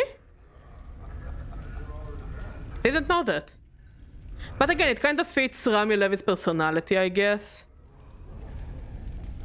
Yeah, this store is so... It's not only depressing, it feels oppressive in a way. I can't really explain, but whenever you go there, every time we go there... First of all, I know I'm gonna be angry when we reach the parking lot. Because it's like the parking lot is full of people that have barely one functional brain cell. Secondly, whenever I enter the store, I have like the weirdest anxiety I can't explain. Like, it feels like the walls are closing on you. Yeah, Arad, where I used to live, has none. Same with Beer Sheva. No, they opened the Rami Levy in Beer Sheva, in the big center. I don't think we ever went there, but they opened the Rami Levy. Like a couple of years ago when we lived there. Ashkelon and Eilat, I don't know. You were there? Okay. Again, I don't remember, but... They have 2 Rami Levis in Beer Sheva? Another one in the big center. Oh, I get it. Okay. If Mod says so, he knows better. So maybe they have one in Ashkelon. I don't think anyone would want to have one in Eilat. Are there really citizens in Eilat? Or are they all just people who work in hotels? We may never know. Oh, there are 3 Rami Levis within 20 minutes of walking from my home, and I've only been to one, and it's a good store. It's cheaper than Shufersal, and has more quick ingredients. I'm in Rishon, there's a big Rami Levi near me, near the Cinema City. Here's the thing, I don't like Rami Levi that much. I really don't. But I also don't like Shufersal. Also, if there is a store I like, and if it wasn't expensive, maybe it's my Russian bias, but I love Tif Tam, and I love Keshet Amim. I love those stores. They sell all the goodies. They sell all my childhood goodies.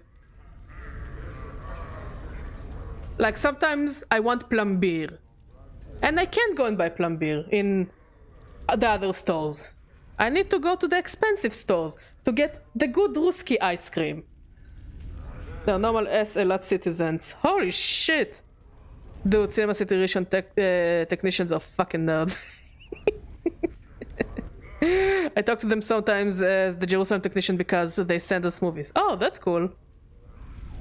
No, honestly, all my friends from Rishon are kind of nerds. I haven't spoken to them in years. Hopefully they're fine. They're fine.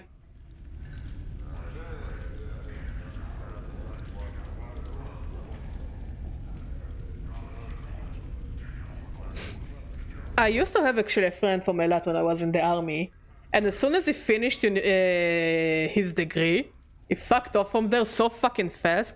I think the day he got the degree, no, the day he finished his final exam, he took his bags and fucking fucked off from Eilat. He passed by my old workplace, and he's like, yeah, I finished my final exam today. All those bags are my bags I bought from home before I went to the exam, and I'm fucking off to live in a different city. So, yeah, do with this information what you will. That being said, I'm a fucking nerd. Exactly, Mod, who isn't a nerd? Look, you're on a channel with a talking badger who plays very old school RPGs, narrating everything, by the way, sometimes with voices. People who think they're normal. Exactly, they think. The issue starts that they think. If they won't think and they will let themselves be consumed by nerdness and geekness, the world would be a better place. Just let it consume you. Let everything consume you.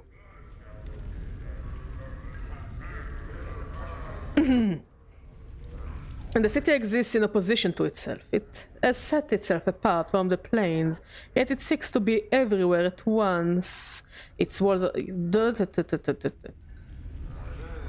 When you say the city is everywhere at once, what do you mean? The city itself is built from doors. These doors lead everywhere.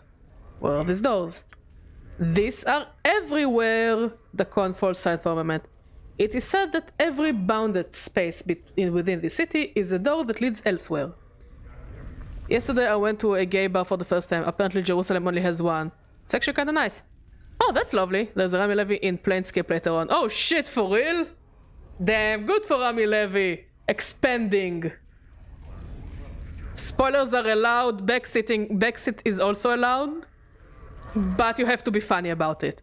If you're gonna backseat play with me, you have to be funny about it.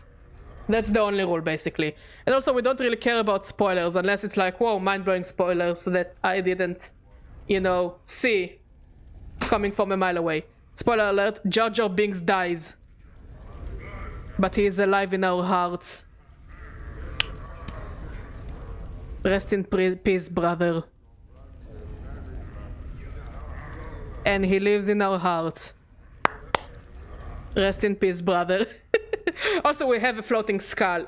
This is the best we could get. They're everywhere. I don't understand.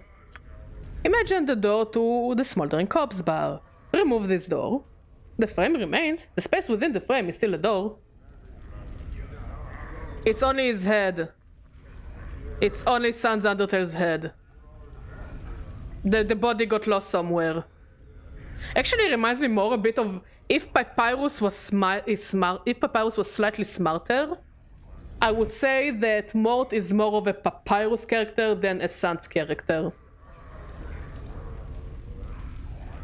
But I walked through the door to get in here. It's just an open space. What the fuck? Twitch has stories? Why? So you will tell a story, mod. Gee, it's in the name. I love you, mod. He's rolling his eyes at me. Yeah, they have heard about him. Look, they're all the social media, even streaming, they're all trying to be like one another. It's all just a fucking blunder of things. Like... No, really, everything is just a fucking blunder of things. Everything is the fucking same. It really doesn't matter what social media you're using right now because it's all the fucking same.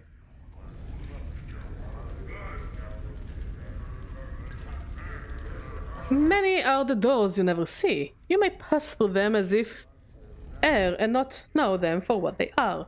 They are close to your sight and touch. I don't want Twitch stories. I want to be gay with others. Why not both? You can be gay with others, and you will get Twitch stories. And these invisible doors are everywhere in Sigil. It is said every bound space in Sigil is a door. It is not known for certain. Doors move, doors change, doors disappear. All are locked. Locked. The doors remain as air until you have the key that opens them. When you have the key, the door will make themselves known to you. How do you know what the key is? Every door has a different key. Some keys are known, others are not known. What are these keys? There are as many keys as there are doors.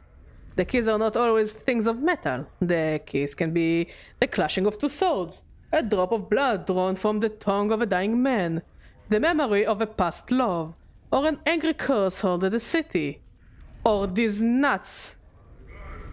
When the key and the door match, the door reveals itself. Known! Everything needs to be known! Are there more wheels than doors in Planescape? I'm not taking part in this conversation, but by the sound of it, from what we have seen clearly more doors than wheels. That's A. B. If everything is a door and the door can open it randomly, technically we're on a giant door. Or literally every step you take is a potential door. And we've seen like one card, I think, or two cards. Just saying. But I'm not taking part in this conversation, nah. Sounds like finding all these keys and doors can be difficult.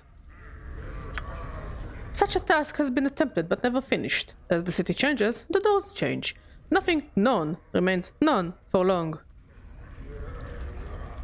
Uh-huh.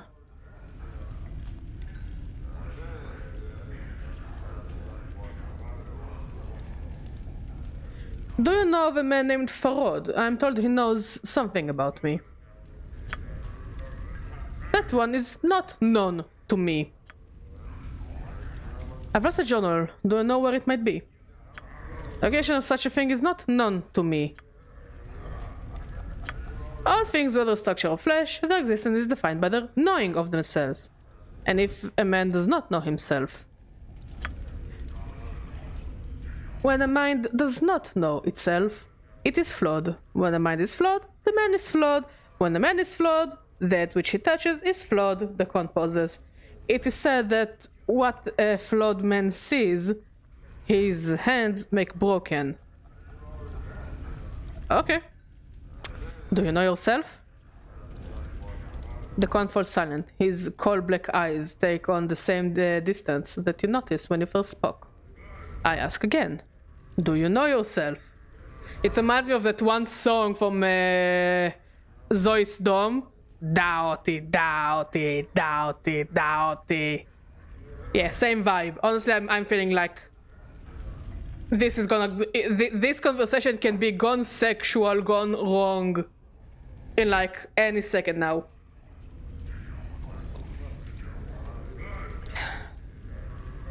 No clickbait.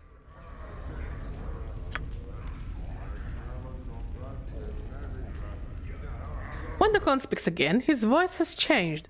His words echo, like a great stone dropped into a chasm. It looks like he is forcing the words from his chest. It is not my will that you know this. Aye, aye, Captain. Perhaps I was being too kind phrasing it as a question. Tell me. The words come off the Con slowly, as if they are being carried one by one. It has come to pass that I do not know myself. Why? I feel like I'm the most annoying child ever. Do you know yourself? But do you know yourself? But do you know yourself? Why don't you know yourself? But why? But why? What do you do know?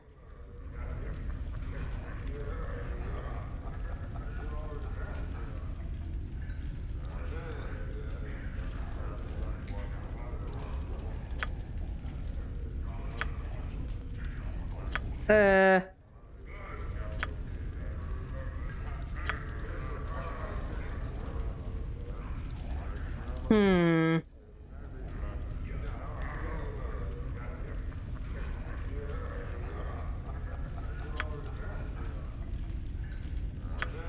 Yeah.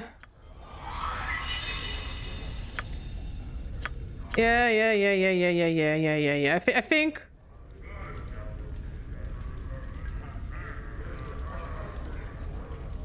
Your path is mine. We have him! We have adopted him!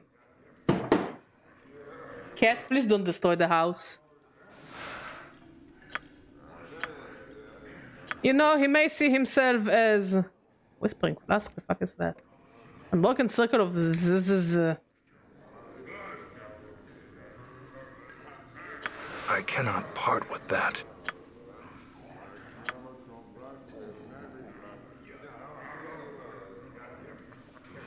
Okay, 2 to 9 slashing.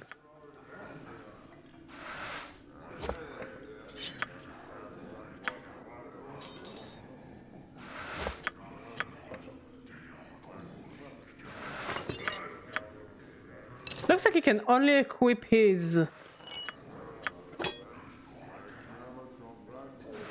sword.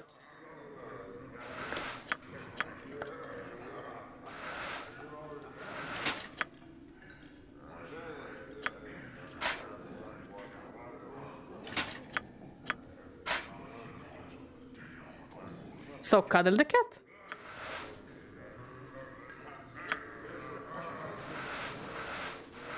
Okay, we have another friend. That's cool, that's cool, that's cool, that's cool. Oh.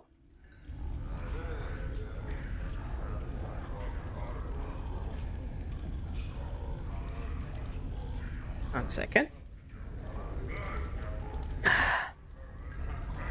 You see a man standing stock still. He isn't moving a muscle. On closer examination, it appears that he isn't even breathing, just standing. His eye sockets are empty holes in his eyes. Contained within their bounds is a flat grey light that seems to dance with possibility. Looking into the socket, the eerie empty feeling of a limitless void shivers through you, as if you had gazed into a silver of eternity. The head slowly swivels towards you. Notice that no muscle appears to move under his skin as it turns. And he speaks in pure, bell-like tone. Well met, wanderer. You have forgotten again, haven't you? Do you know me, stranger?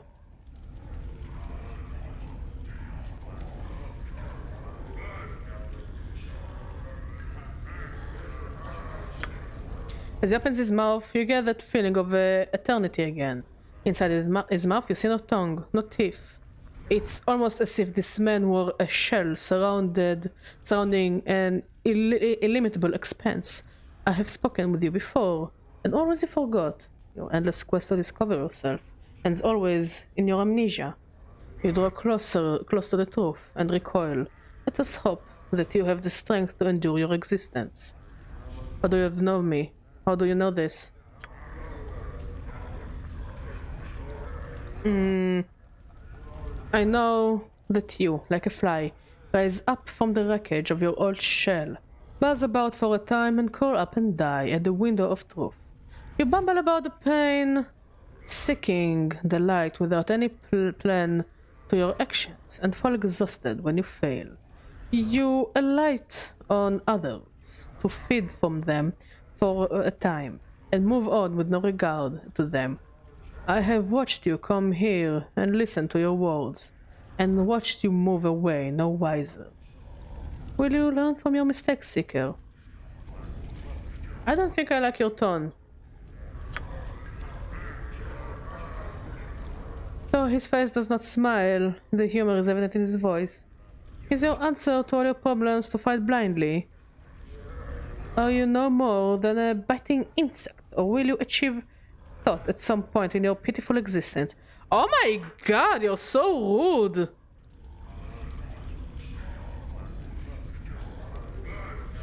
Who are you to speak to me this way? I'm O. For some reason, when he speaks his name, it sounds like he's speaking of much more than a single letter. As if he speaks of his name contained untold possibilities and nuances. No human tongue could ever create such a sound. What sort of name is that? It is my name. It is the name of a portion of eternity. I am a letter in the divine alphabet. Ba. It sounds so pretentious. Understanding me leads to understanding existence. I'm writ in the true names of half of everything. My being encompasses truth. I am mathematic, organic, metaphysic. Harder, better, faster, stronger? I think you are an... So what does that mean? The divine alphabet is written in the name of everything that exists, from the seed at the hearts of the elemental planes to the core of the great beyond, my brothers or sisters. A single word translates into the two in your mind. And I reach across all that is, was, or ever shall be. So you too are the ghost of Christmas past, Christmas present, and Christmas future. We are thought, and reality, and concept, and the unimaginable. Tell me about the great beyond. You would not understand, no mortal possibly could. It is beyond the powers of comprehension of all but the most powerful of powers. And once they understand, they move beyond the veil of mortal comprehension. I can explain it no more than that, perhaps? Sometimes you'll understand. Planescape Tournament is an Xmas game? I mean, we can edit all of them to have like little Christmas hats, and yes, it becomes a Christmas game. The true meaning of Christmas is reviving the dead, I guess. And killing a lot. So what are you doing here? Why, I'm watching the ebb and flow of mortality. And what do you see? You mortals are like wasps. Oh, I don't like this guy.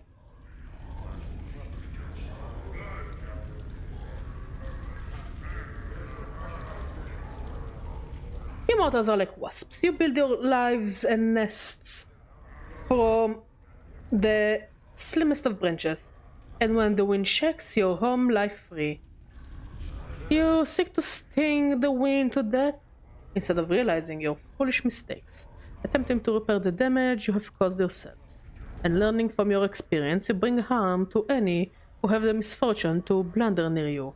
In your time of pain and distress, my advice to you, and to all mortals, stop acting like an insect and start acting sentient. I'll think about that in the meantime. Answer some more questions for me.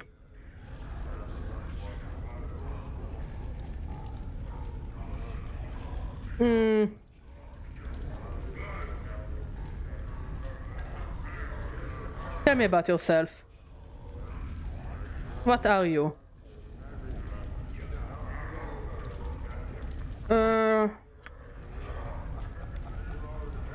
Then that means you know all the secrets of existence, doesn't it? I know parts of many of them, without a connection to my brothers' sisters.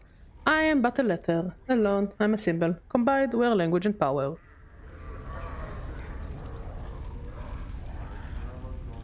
So you don't know the secrets of existence. I did not say that. A letter is still a powerful force, even on its own. Allow me to show you. He opens his mouth wider and wider still. The mask of his face stirrs around his eyes, mouth and nose revealing that hint of eternity you glimpsed earlier. You're lost in it, adrift in it, a part of it. You return to your mundane senses. You realize that all has vanished, yet somehow your horizon have expanded. Enlightenment has brushed you, however briefly, across the brow. That was incredible. Okay, next. Let's talk to this guy.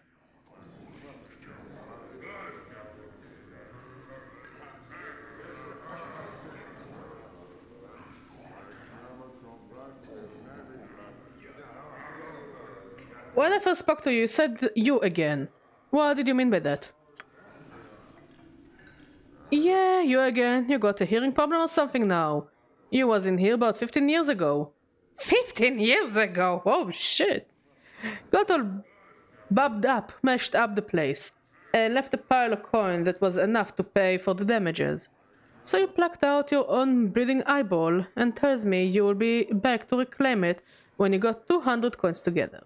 Within 15 years of interest, you got about 500 coins. You got a jink, pal? I got your eye.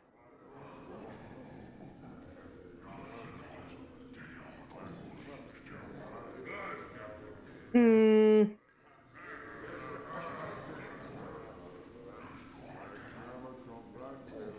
500, that's ridiculous. That's the price. Take it or pack it. I don't have that much. Then you're not getting your eye back. Makes sense? Come talk to me when you've got the jink.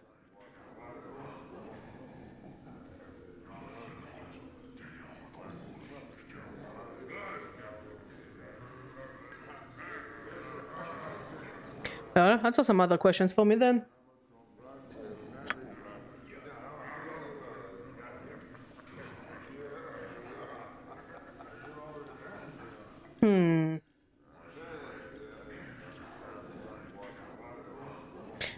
What can you tell me of the patterns here?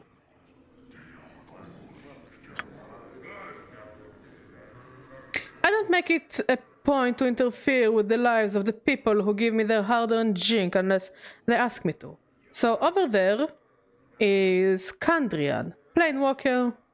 He is a good one to talk to about any planewalking questions you might have. He has been pretty much everywhere.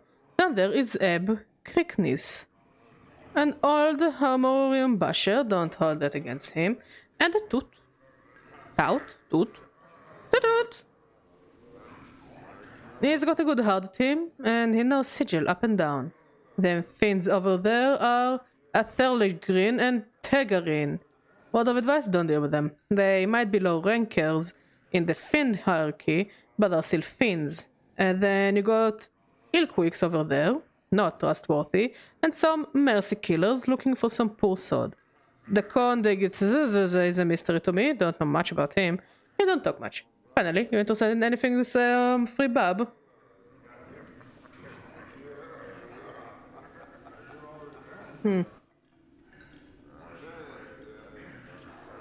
Yeah. There's a bubber over against the far wall, hanging about in the shadows, who has been trying to work up her courage to slip out without covering her tab. I wanted to make sure she doesn't do that. You do it, you got free bub, here for life.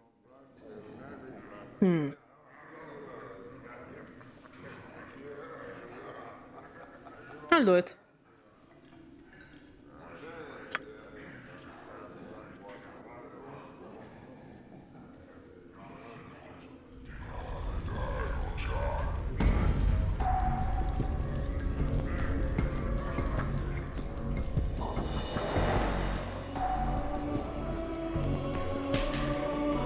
Okay, we're looking for someone named Mokai.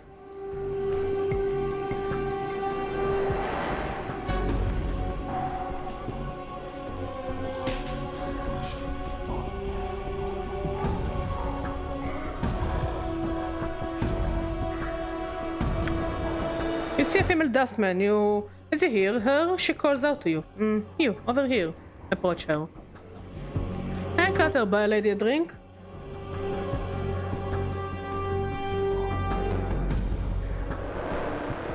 Barky says it's time for you to settle up your tab. Pay up. She jumps a little and her nervous tension becomes full-fledged anxiety. What are you going to do?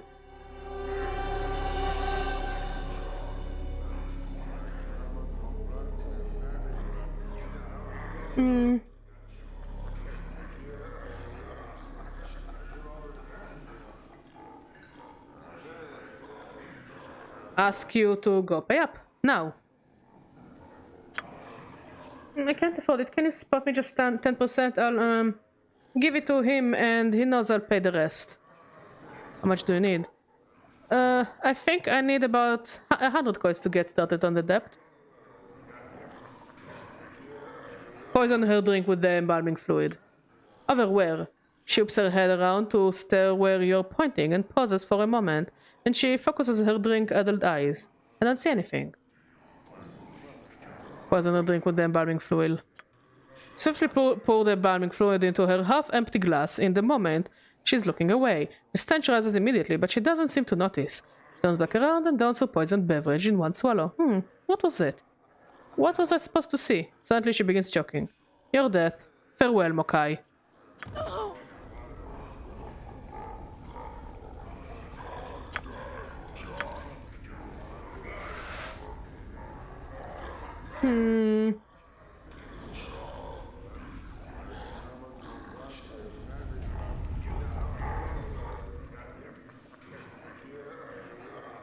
How much money do we have?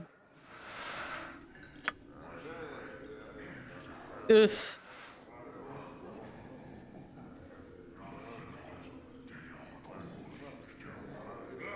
You won't be having trouble with Mokai again.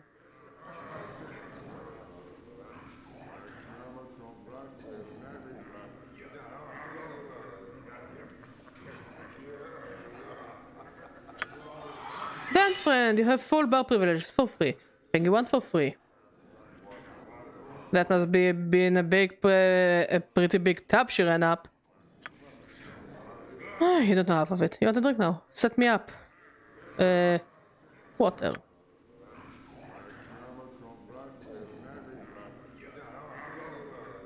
I feel stronger.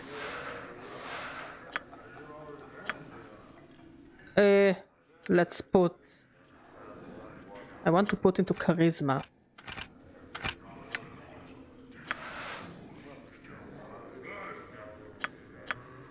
Okay, he's also too neutral. Lawful neutral. And you're too neutral. Okay, interesting.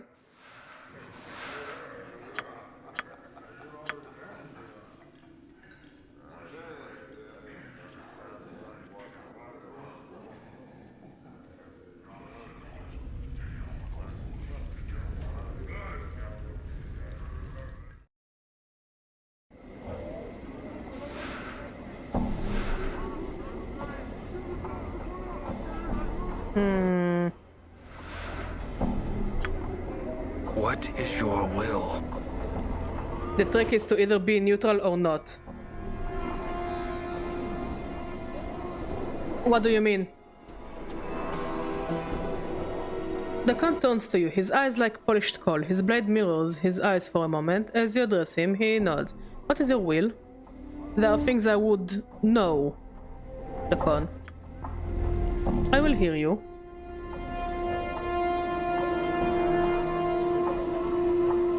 Can I talk to you about your teachings? The Con awaits. Can you teach me anything of the art, the Con?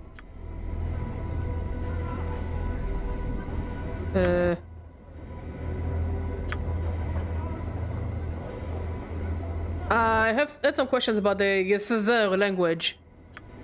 Can you teach me the ways in which your people speak? Know that the speech of the people has its foundations in history. All things are a story to us. Metaphor is a tool and an inspiration to the strength. Know, when we speak of Torig's table, we remember that Torig was noted for his hospitality and goodwill. When we speak of Selquant's heart, we recall the lecherous and cruel nature of Selquant. Understand, will you teach me? Updated my journal. The con teaches you some of the common forms of speech. A wise man is said to have wrote the Book of the Anarchs, while to accuse another of treason is to remember Vilcor's eye.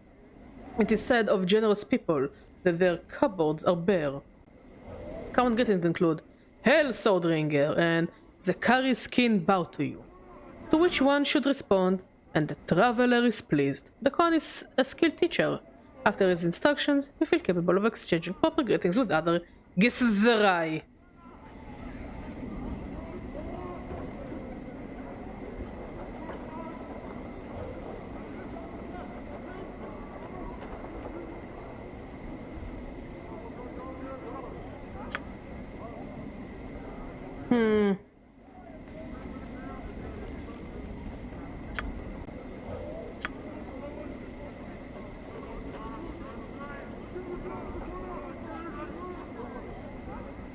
Gizzerai.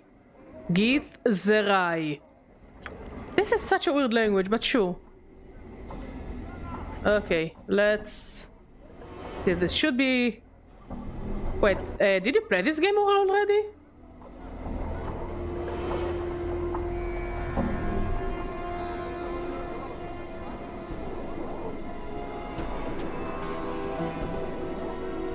Fantasy Mambo Jumbo, yeah, totally. So there should be a Gizzerai citizen we can talk to. Oh, they're centaurs! Yeah, they just threw a bunch of stuff on a keyboard and called it a day.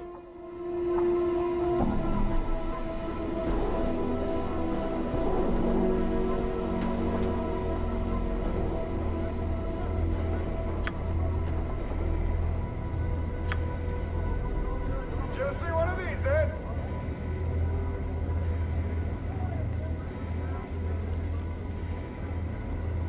Oh, lovely.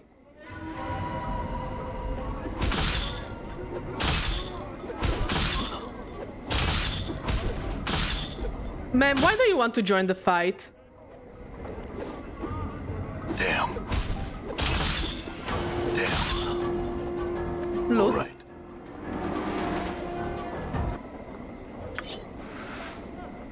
What's the word, Chief? Good as done. We really need to find a marketplace soon. 1 to 3 piercing.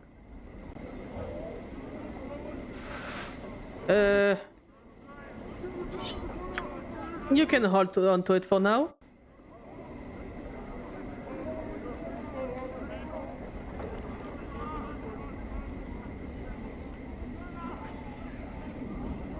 God, I love that they're just Abishais walking around. Like it's nobody's business.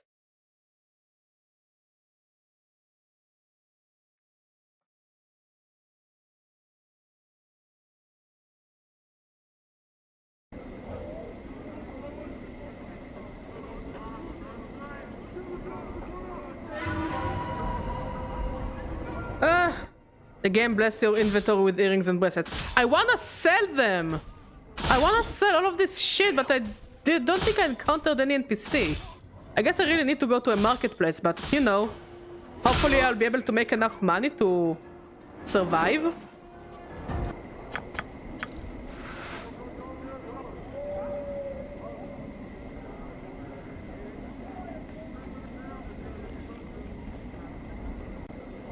Maybe it's in the other area?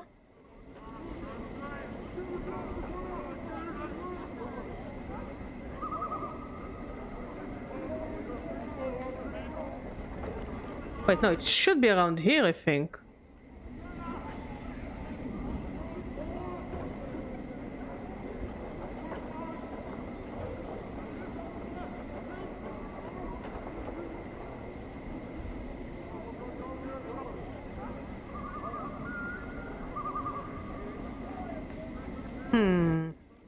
Okay.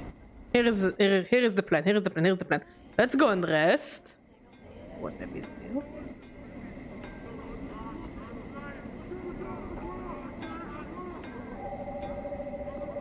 Let's go and rest.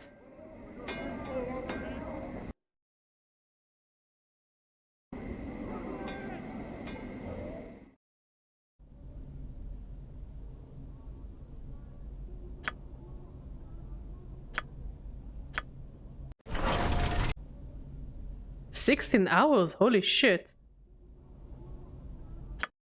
Can I sell you some of my shit? No. I love that I can buy stuff from NPCs, but I can't sell them my stuff.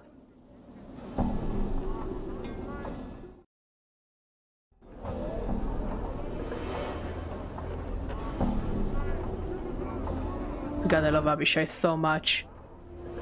This is such a perfect fucking monster.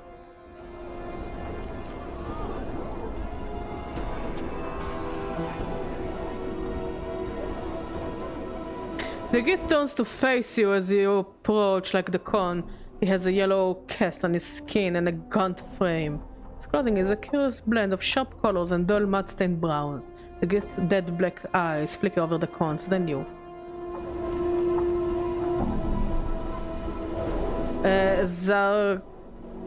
Hail, Swordringer. The Githaki ignores you and turns to the con. Instead, he speaks several clipped words in a strange low tongue. If you understand the inflections correctly, he just said, "All beholden Zerth." Wait and listen to the con's reply. The con replies with the same tongue. The sentence structure is odd. I think the con said, "This one is numbered among the faithful." What is he saying, the con?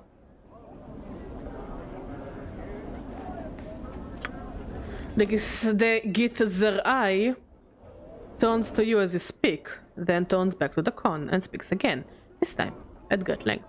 Try and translate. You have difficulty deciphering the sentence structure, but you think he said there is one by the con's name who is not one of the people. He said that his mind is divided. It is said that he is a Zerth that does not know the words of Zerthimon. Wait and listen to the con's reply. The con makes the same replies before. The tone has changed slightly, but the meaning seems to be intact. This one is numbered among the faithful. The con falls silent, as if to give the words time to sink in. The one beside you speak. Will you hear him? Listen. The Gith's response is so quick, it almost has the force of an attack behind it. You are not certain if you got the entire meaning, but it seems the Gith just issued some sort of challenge to the con in the form of a question. Thus, do you obey the words of this human?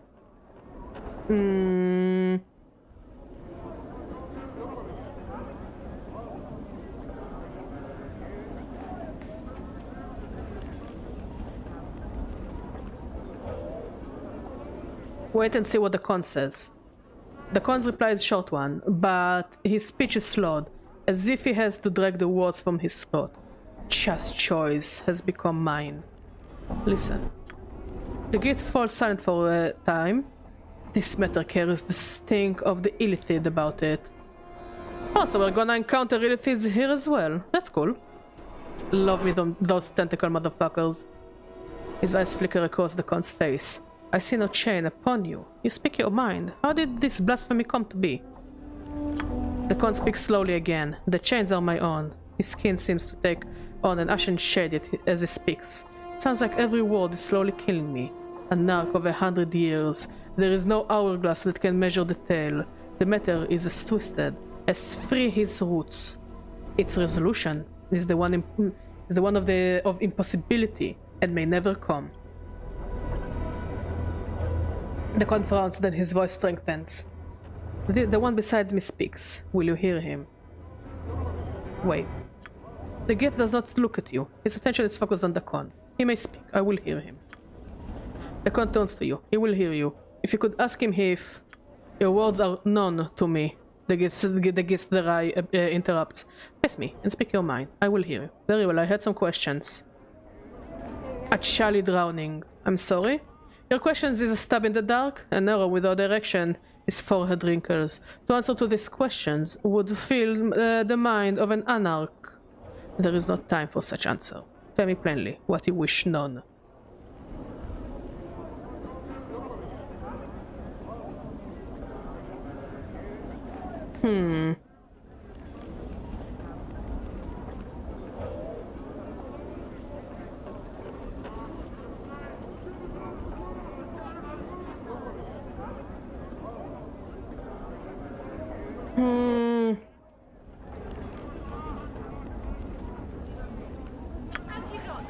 I want to go, first of all, here, because there should be a drunk woman that will teach us how to pickpocket. Come on inside. Come see the burning man. He's on the spit. Kill him. Greetings. You, sir, come on in. You got the kid.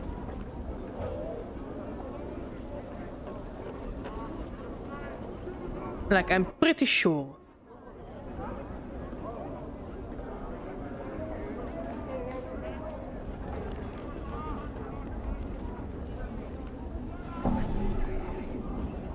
Oh, lovely.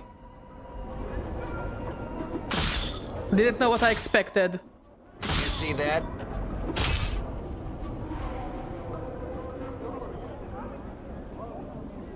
Money? All right.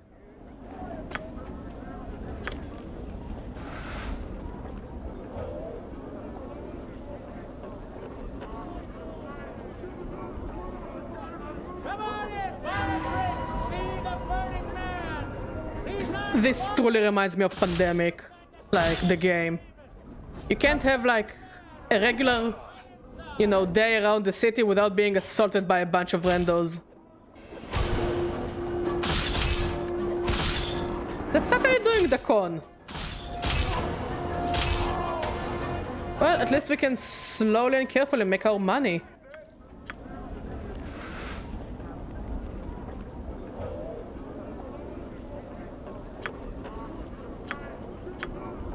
Oh, I think this is the woman we're looking for.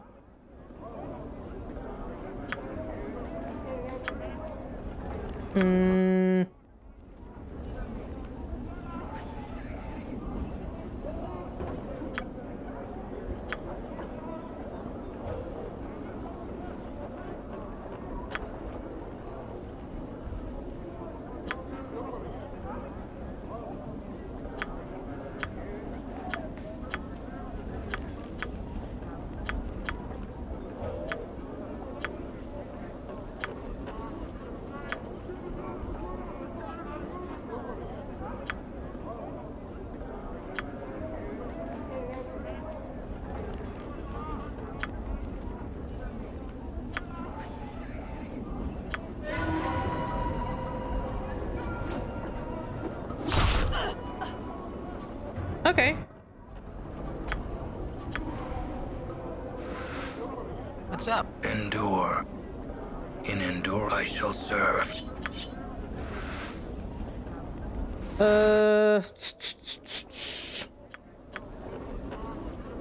One to free piercing. One to free piercing. Okay. Let's talk to the con again. What is your will?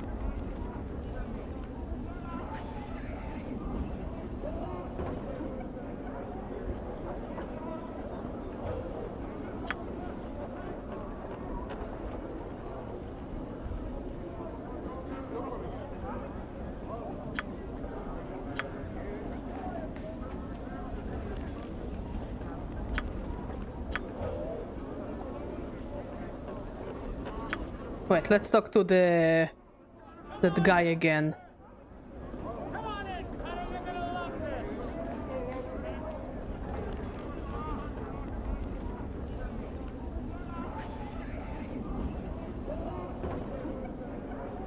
Gotta love how those NPCs move around when you want to talk to them.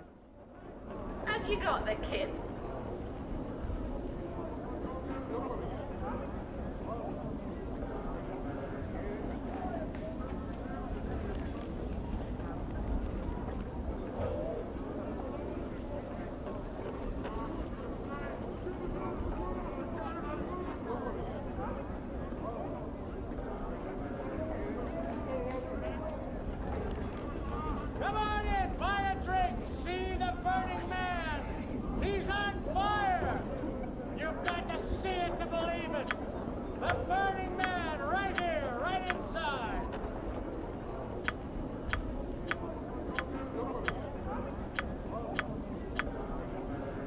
Can you tell me about the Lady of Pain? It is said that she is the queen of the city. Her mind is not known to me. I am seeking someone named Pharaoh. Do you know of him? That one is not known to me. I have lost a journal. Have you seen one? The object is not known to me. Oh my god, you're so useful! Can you tell me about the con? He works with you. His father Chris says. How is it he is not known to you? I was hoping you could tell me something about him. He is not speechless. If you would know him, put a question to him. Do not insult us both by treating one as a statue. Never mind, I had other questions. Can you tell me where the city is located? The city touches all places. The city is a cage with many doors. Each door touches another place. What do you call the city a cage? Any structure with locked doors is a cage. Locked doors? Every door in this cage is locked. Each door has its own key. Only then may you leave. Where are these doors located? Everywhere. They number as many as the places they touch. I don't understand. It's difficult to understand. It is not difficult to accept. Where do these doors you speak of lead? The doors of this cage lead to everywhere. Every plane, every world. I don't understand. It's difficult to... Okay. Can you tell me where I might find work? There is little work here. You can hunt rats for bounties. You can gather the dead. Bounties for rats? The city pays for rat tails. Take them to one of their vermin control offices. What was that other job you mentioned? Gathering the dead? Many die every night in the city. Take the dead to the Men of Dust. They will buy the body. This one will pay for the dead. Why? The Men of Dust care for the dead, and they perform last rites on each corpse. Alright, go on. Many die, and the Men of Dust cannot gather them all themselves, and they do not want the dead to remain in the streets. They pay others to bring them the dead. And some other questions. Can you tell me what there is of interest around here? You're not known to me. What is interesting that you might not do? Never mind. Okay, I think now we can talk to the con. What is your will?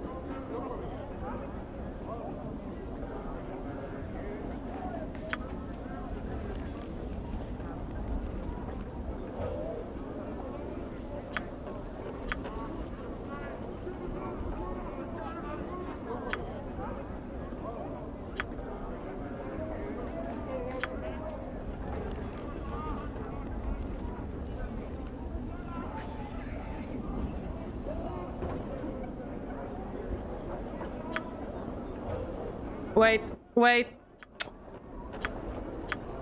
Get back here.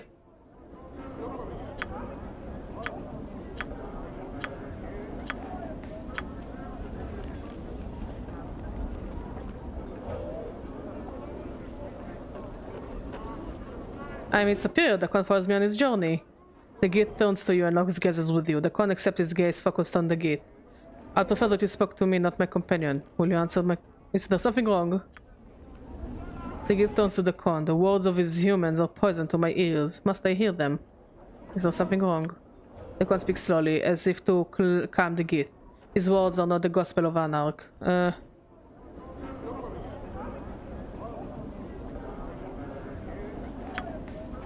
I will not hear you. Block his path.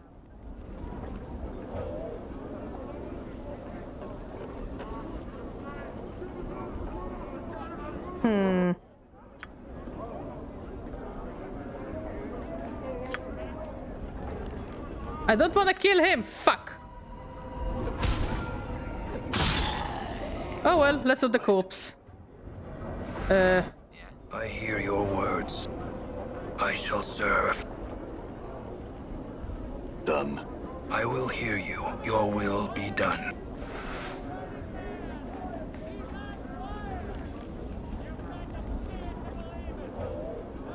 Okay, let's go to... back to Ingress. You know, so far I get the vibe that I can literally kill anything in this game. I don't know what the penalty will be. I guess I'll be just evil. But it seems like I can literally kill anything I want.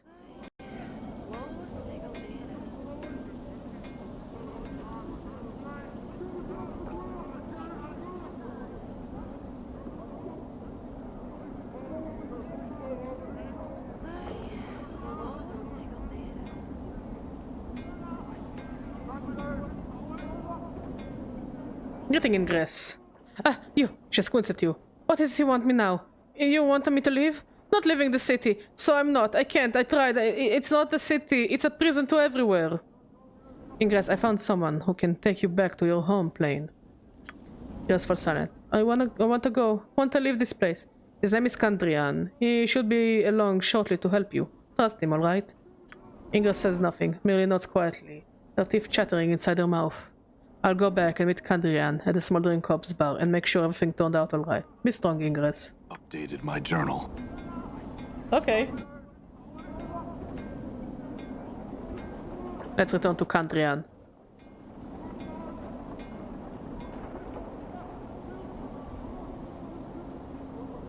Can't find any dados. Maybe I can gut a Dusty.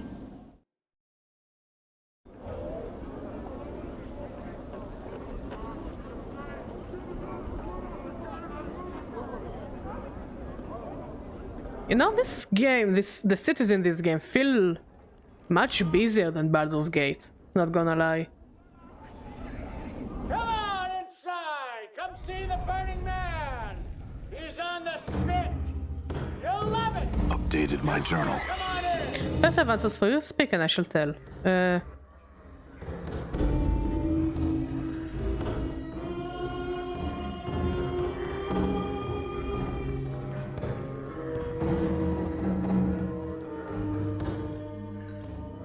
Kandrian stands as you approach him. The tough woman wanted you to have this, he says, holding out his hand. She wanted to express her thanks, even out the balance book, as it were, and be done with the damned things. In the palm of his hands are Ingress's dancing teeth, and he smoothly deposits them into your hand. Enjoy them, Seeker. Huh? Balance in all things. Wait, we will get it. Your will be done. So I guess the thief we can give to you. Hey, 1 to 6 crushing. hey, hey.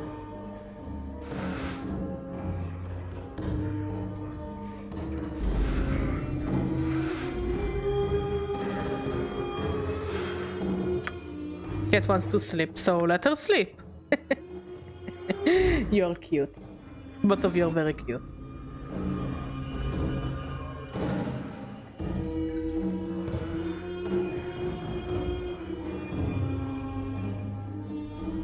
Okay, let's go to the southwest part of the city. And hopefully we'll be able to sell all of our shit. Because we have a lot of shit.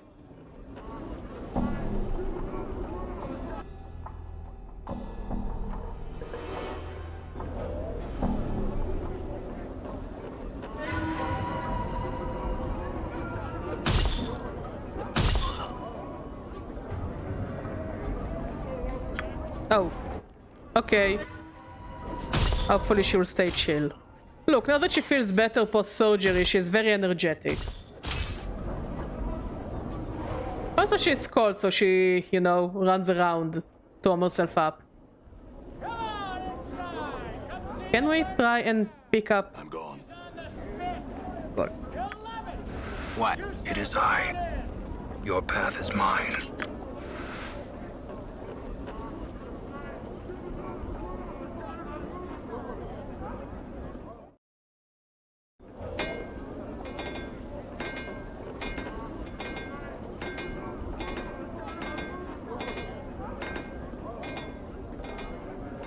Hey, we're being watched, Chief. Just look natural. Casual. You see a dustman in long black robes and a pale face. Unlike the dustman you saw in the mortuary, however, this man looks confused and is glancing about as if looking for something. Then he spots you.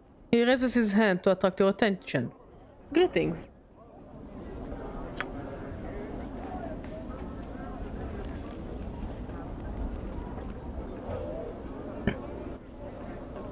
The man seems relieved that you are speaking to him. He bows slightly. Thank you for hearing me, traveler. I am known as Ashmantel. one of the Dustman sect. I was wondering if you could direct me. I don't know the area very well, and I'm looking for a certain establishment, a bar, that those of my sect frequent. Do you know of such a place?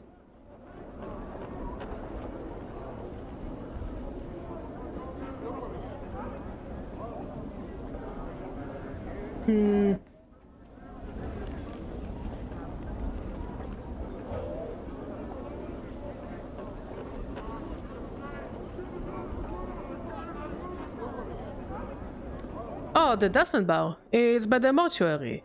Orient yourself by the mortuary front gate, then walk directly southwest. You can't miss it.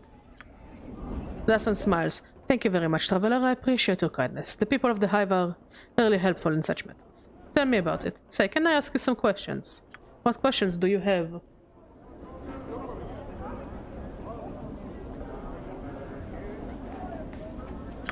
Dustman nods and gives you the final. Thank you for your time. Certainly, farewell. You would have missed it if you hadn't been warned about a Dustman pickpocket, but during one of his low blows, you see Ashmental's hand dart out to your purse. Allow Ashmental to pick your pocket and observe his technique.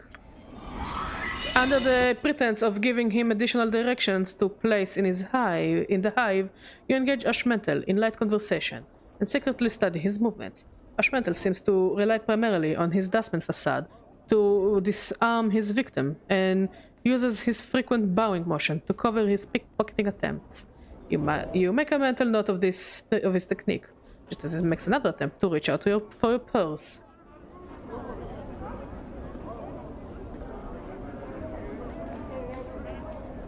Okay. Your hand snaps out and wraps around his wrist in a crushing grip. You see his Dustman facade crumple, and he snarls as he tries to tear away from your grip. Unhand me, dog, or I'll call the guards. After you answer some questions, Dustman.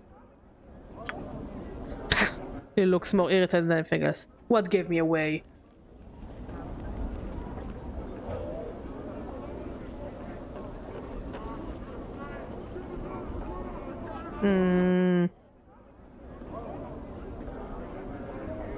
I was once someone like he was dressing up as a Dustman picking pockets.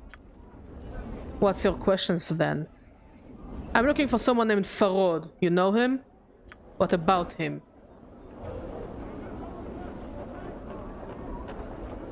Who is he?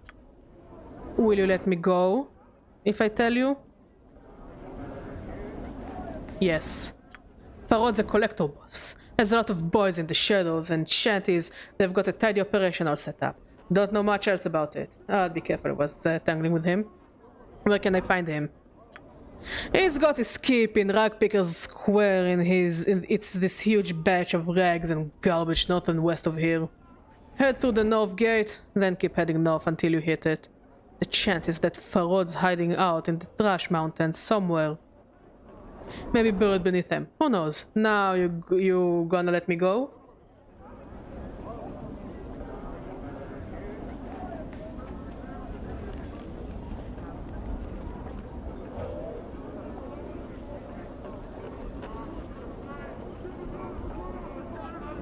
Now leave. I don't want to ever even hear of you pulling this little con anywhere in Sigil again. Understand?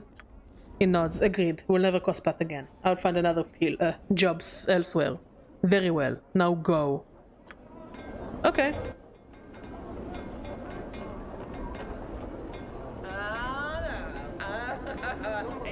Come on now. But I want... Okay.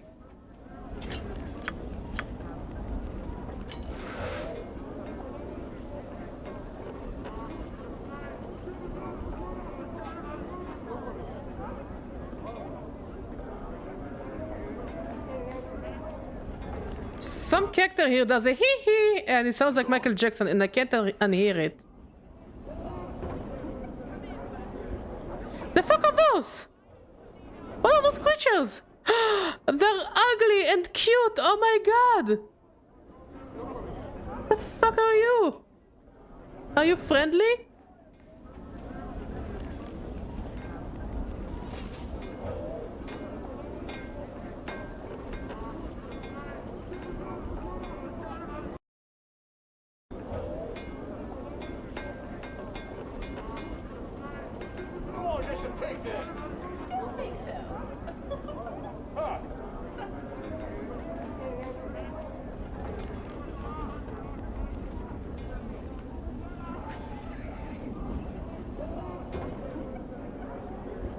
This foul-looking man is quick to notice he's caught your attention.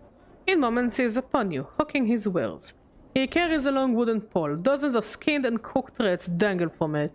As he speaks, he gestures to them with a broad, filth-encrusted hand, smiling a yellowed, snuggle-toothed grin all the while. Oi, Cutter! How you doing there? What sort of delicious rats is he interested in this fine day? Examine the rats. Each rat has been skinned and gutted, their feet and tails removed, they dangle from the pole by hooks punched through their necks. As you examine the various manners in which they have been prepared, you realize their heads are slightly misshapen. A bulbous knot of bone protrudes from each cranium, covered in holes that give it the appearance of brain tissue. Those are strange-looking rats. Ah, yes, you've got a kin. Either Cutter. All I sell is brain vermin. I do. I'm sure you will find they've got a much richer flavor than your usual rat. Quite nice, actually. He proffers them to you once more, waving the pole before your face. Enticingly, the rats sway to and fro, hooked like tiny sides of beef. I'll try one. Good, Cutter, good. What sort would you like? He points in each in turn with a grimy fingernail. I got them baked, spiced, boiled, and charred. All fresh, all scrumptious, and only 3 coppers for 2.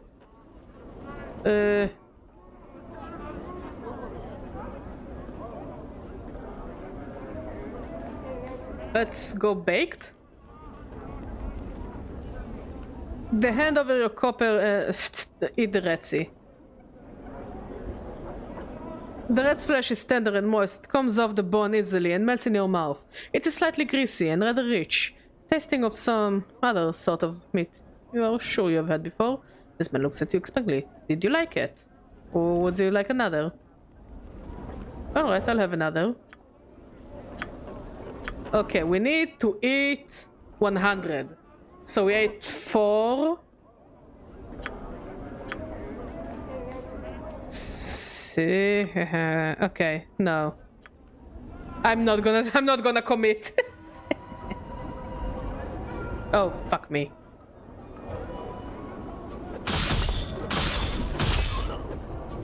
Rock sings true. You see that?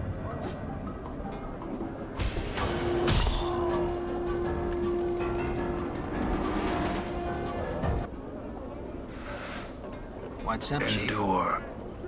In I shall serve. Dude, whatever you're endure right now is being a human living bag.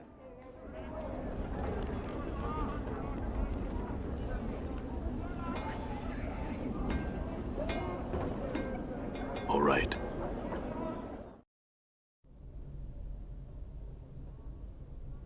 You see a squat man with rash-covered skin and several pustules covering his face. His clothes seem to mark him as some sort of an official, but they're dirty, wrinkled, and covered with rat hair. As you watch, he idly scratches himself with his stubby fingers. Don't bonk me! Also, how are you doing, Pyroli? How's life treating you? Greetings. Aye! The little man shrieks and jumps. Startled, clutching his heart, he takes a deep breath and pushes his spectacles up on his rush-ridden nose. Yes, yes? And what is it that I can do for you?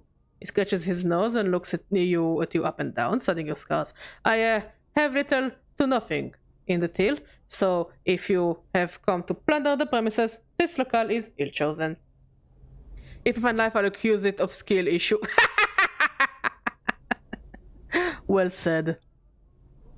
I'm not here to plunder the premises. Who are you? I'm the respected Phineas Steellord, the 39th.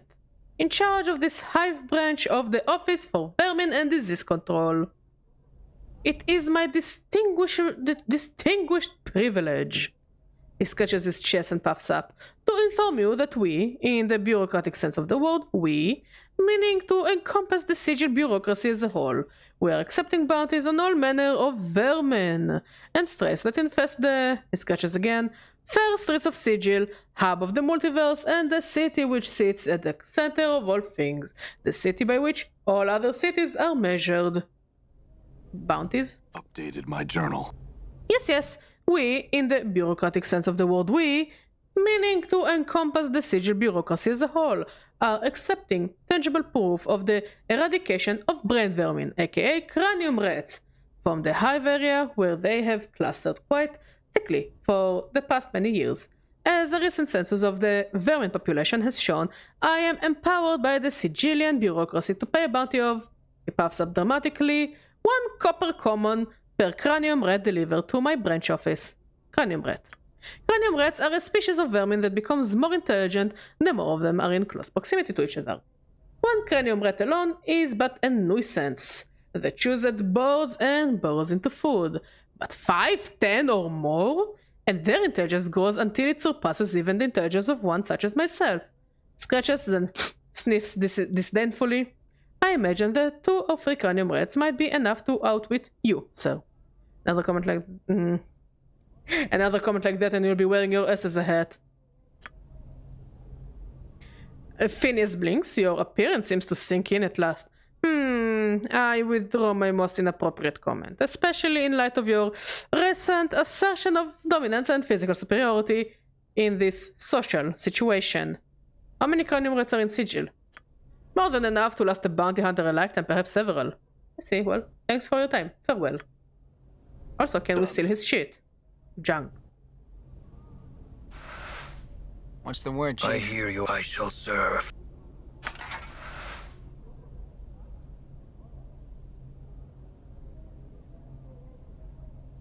All right. I don't want to do issues.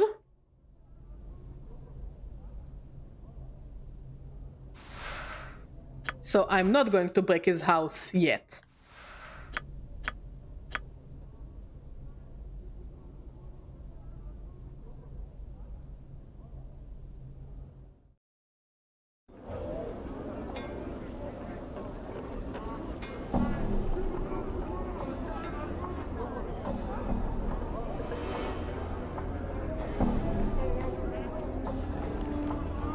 Streams of tears have carved channels down this man's dust-covered face.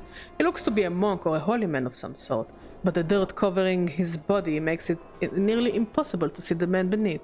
He is chanting and rolling his head back and forth. Looks like some sort of ritual. Greetings. The man stops his frenzied chanting and glares at you with his tear-rimmed eyes. He opens his parched mouth to speak, but all he can manage is a withered croak. What's wrong? Why are you crying? His voice is hoarse, but it sounds like he has been without water for days. As you watch, a tear trickles down his face. I am a crier of Essanon. Essanon? Who is that? Updated my journal. Who is Essanon?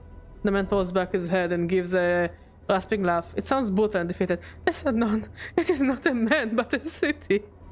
Why do you cry for a city? We cry its name because Essanon must not be forgotten. All the criers of Essanon carry this burden. You mourn a city. Why do you do such a thing? Because its name is all that remains. Its avenues of light, its great spiraling parks. When it was laid waste and reduced to memory, only 3 scores of its people survived. It was our duty to see that its name was remembered across the plains. Many criers of Essanon have died for the sake of remembering. Many. If it places you and the others at risk, why don't you stop? The tears I shed, the dust that cloaks me, these things are as nothing compared to what awaits should I give up my sacred burden. We must see to it that its name is remembered. We are living memorials to its passage. If that's so, then what happens if you all die? A fresh tear springs to the crier's eye. Even his dust-caked face cannot distinguish his look of despair. I do not know. We criers of Essanon cannot mourn it forever. Even now the dust clings to our robes. The spit dries in our mouth. Our bodies wither and die. Is there any way I could help you? So, you learned any lore about the main character yet? No! But I learned that street thugs are assholes, drunk harlots are assholes, dusties are assholes, the whatever Dacon is supposed to be are assholes. Yeah, the city is full of assholes basically. But we still have the skull, so I'm happy.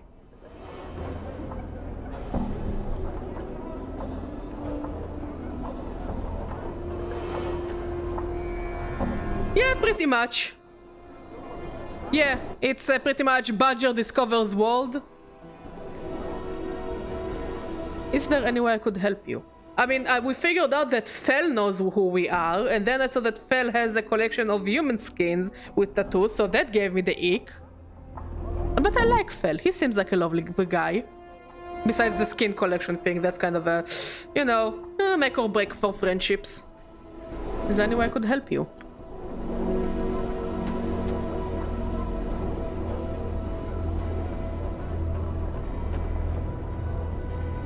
But remember, if everything is looking like an asshole, you may be stuck in an ass. Sigil kinda feels like an ass, not gonna lie. You're kind to ask. The crier shakes his head. Unless you can immortalize a son, there is no help to be said.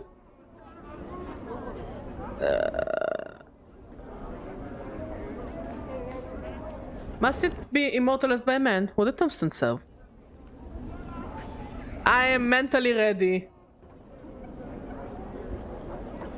You could say I'm mentally ready. The guy blinks. Tombstone? It's a stone that records a man's name, his life, and a eulogy. If it serves a man, could it not also serve a city that has died? Just remember, Sigil is a world of doors.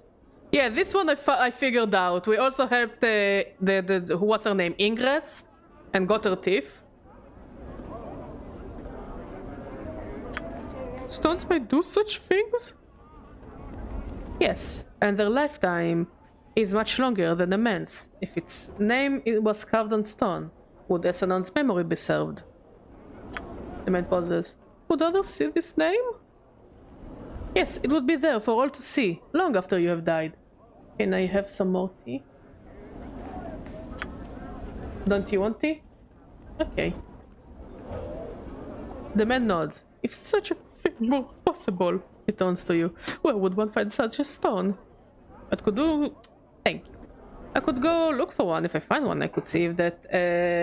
read that Essanon's name carved upon it.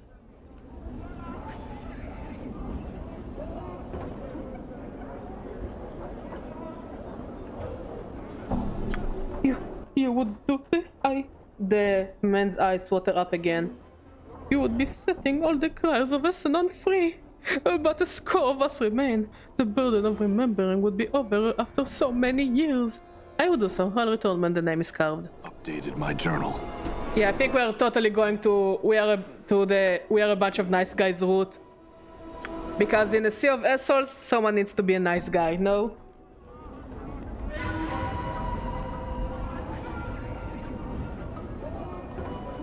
Who the fuck is attacking me?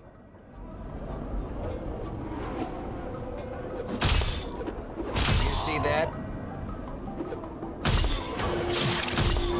Just folly. The rock sings true.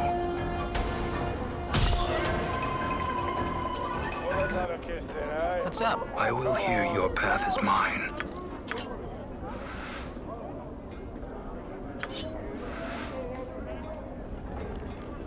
I don't know if it's just me, but I hear someone saying hee hee.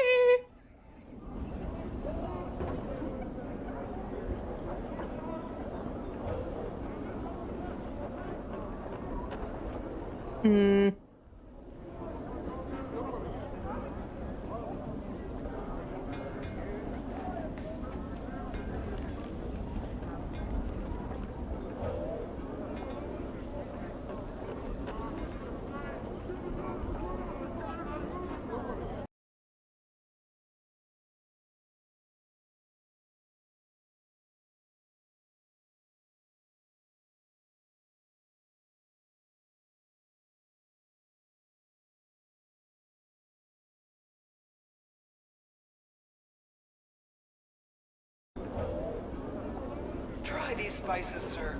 Oh, you can just taste them all over here.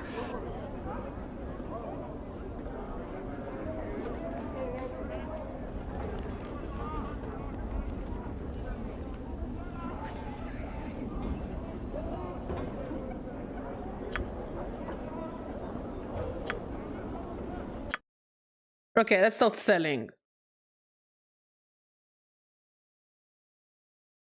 I'll keep this. I'll sell this. I'll sell the no. I'll sell the charms. Sell this. Why can't I sell the earrings?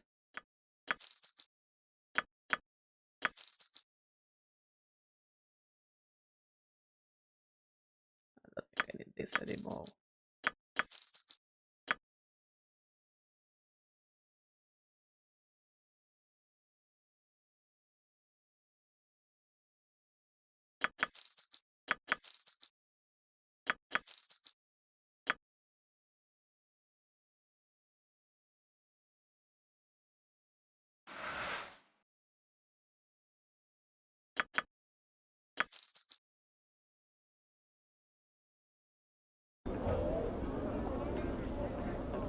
Can't afford to get caught off guard, Cutter. We sell only top of the line. Here we are, back. Hmm.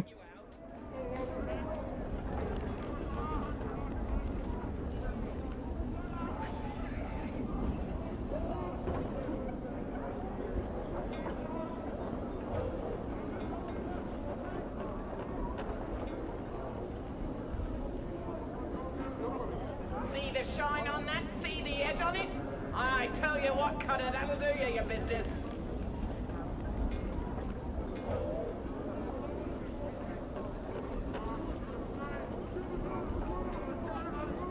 Can't afford to get caught off guard, Cutter. We sell only top of the line. Here we are, Basher. I think we can. Now there is someone here who can... who deals with weapons. Maybe he will buy my stuff? Can't afford to get caught off guard, Cutter. We sell only top of the line. Here we are, Basher. I think we can fit you out.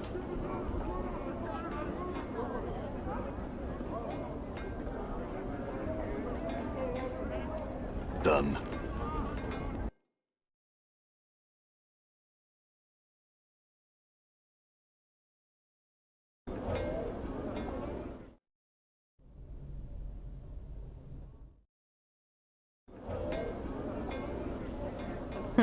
Anything interesting here? I'm gone.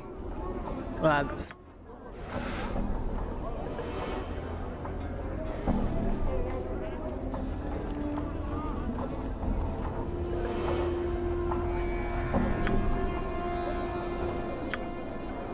Come on in, Basher. We have the best blades in town.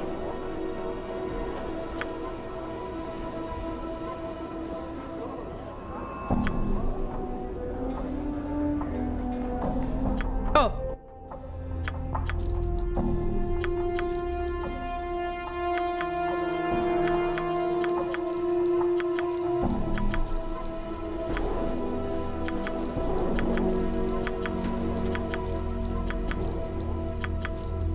No. Wait, can you identify? We'll check later. It also means we can buy the eye. So that's cool.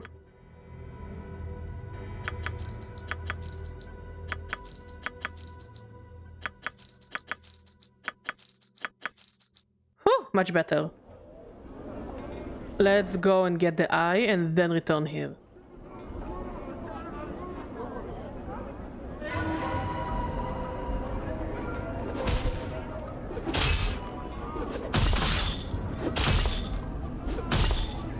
Damn it. I just love the fact that I am hanging around with a flying skull. This is so silly.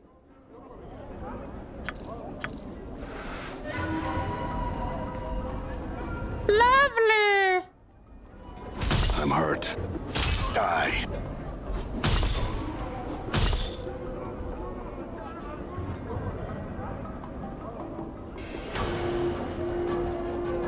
Balance is I endure. In its heart grow strong. All right.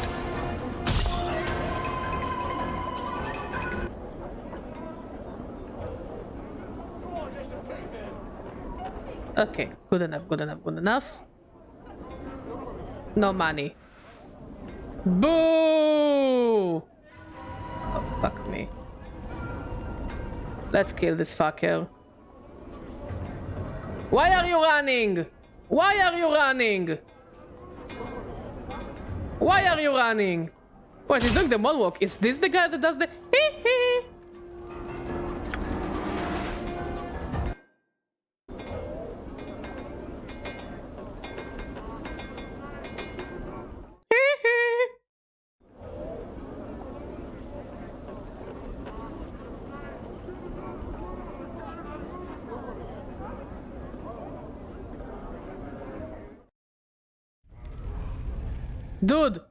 Dude, I want my eye back.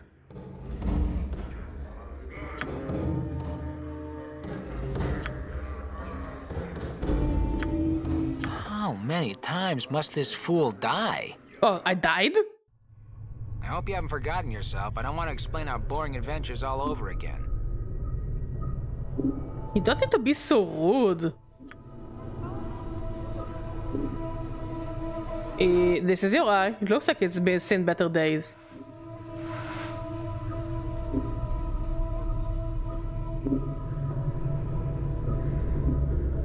Well, at least we got our eye back.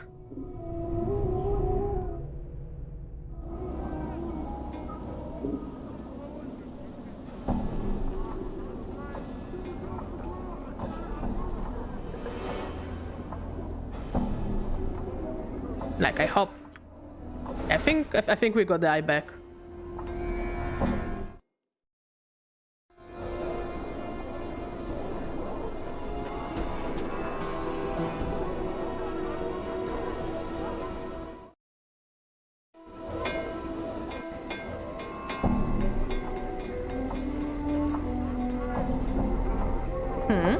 I'm gone.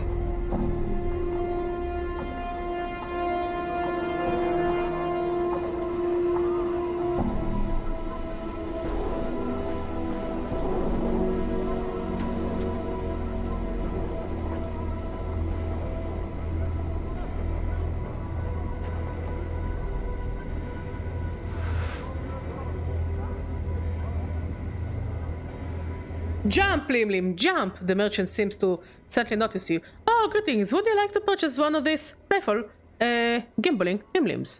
Yes.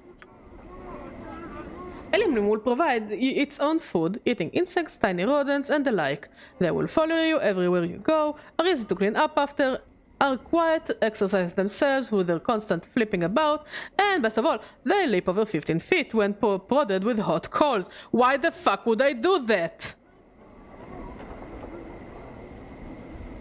One will only cost you about 40 coppers, my lord. A mere pittance for such an entertaining pet and friend. What do you think? Why not, boss? It will be fun to kick around when we're down. How will you kick it? With what legs? Well, I kick it vicariously through you, at least. Oh, okay, makes sense. I wanna see that 15-foot hot coal jump too. I'll take one, merchant. Don't kick it. How nice, my lord. Here you are. My own Lim.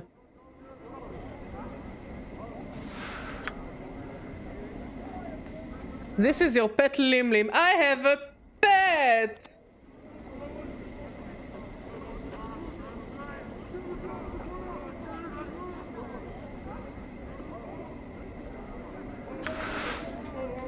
This is your pet, Lim.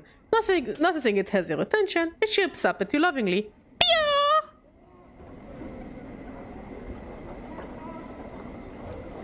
Pet your Lim. Pew, pew! The Lim screams about merrily, its wings buzzing. It seems to enjoy the affection immensely. Pet your Lim some more. Oh, I'm so happy!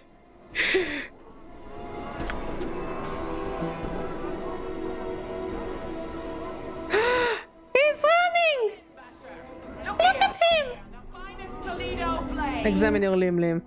Your Lim appears both insect and animal in origin. Its legs are oversized, but its arms are small, nearly vestigial, and a brightly speckled half shell runs down its back.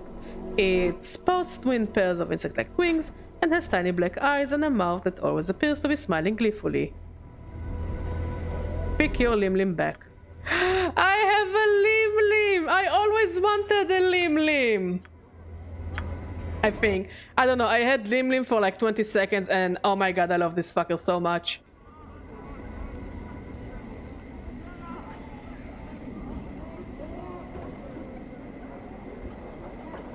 You see a huge man watching the area with a tight-lipped frown and narrowed eyes. He is hunched slightly, as if bearing a heavy load on his shoulders. The unpleasant smell of sweat and dirt wafts from his clothes. Greetings.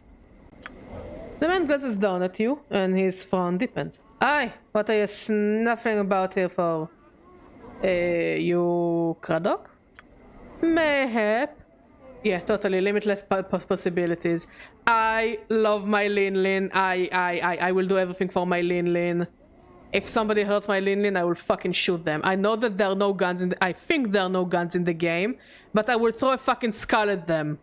I will set Mort on fire and throw it at anyone who dares to look at Lin. I come with a message from Ben the Sender. The message states the shipment must be cursed by the 3rd day or there will be a penalty.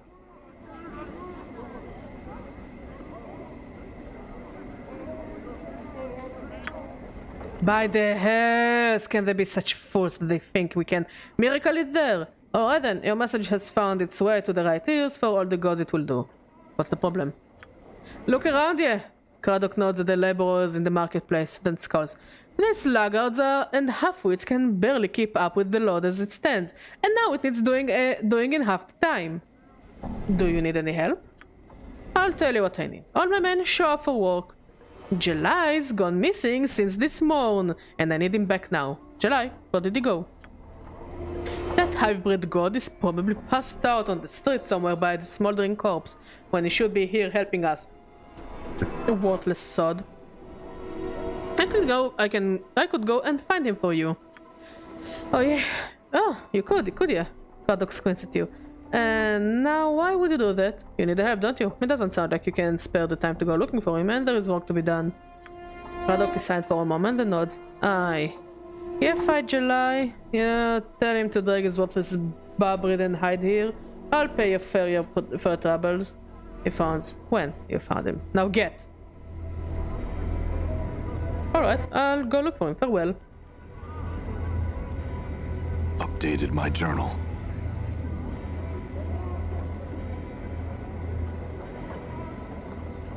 This man is looking at you with a strange bug-eyed stare. His eyes are huge, so huge they look ready to pop out of his sockets and roll across the cobblestones.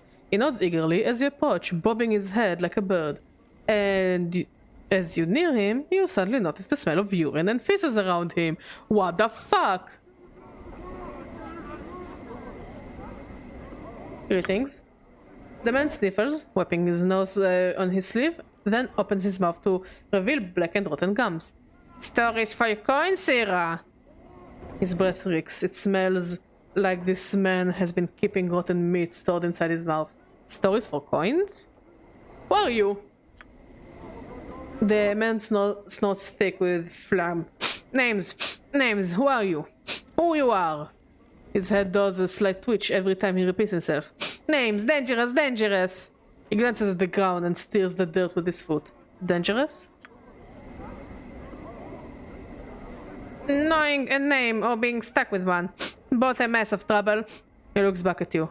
My name is a given name, not one asked for. Reekwind. Once again, you become conscious of his reeking breath and the smell of urine and feces that surrounds him. I give a name.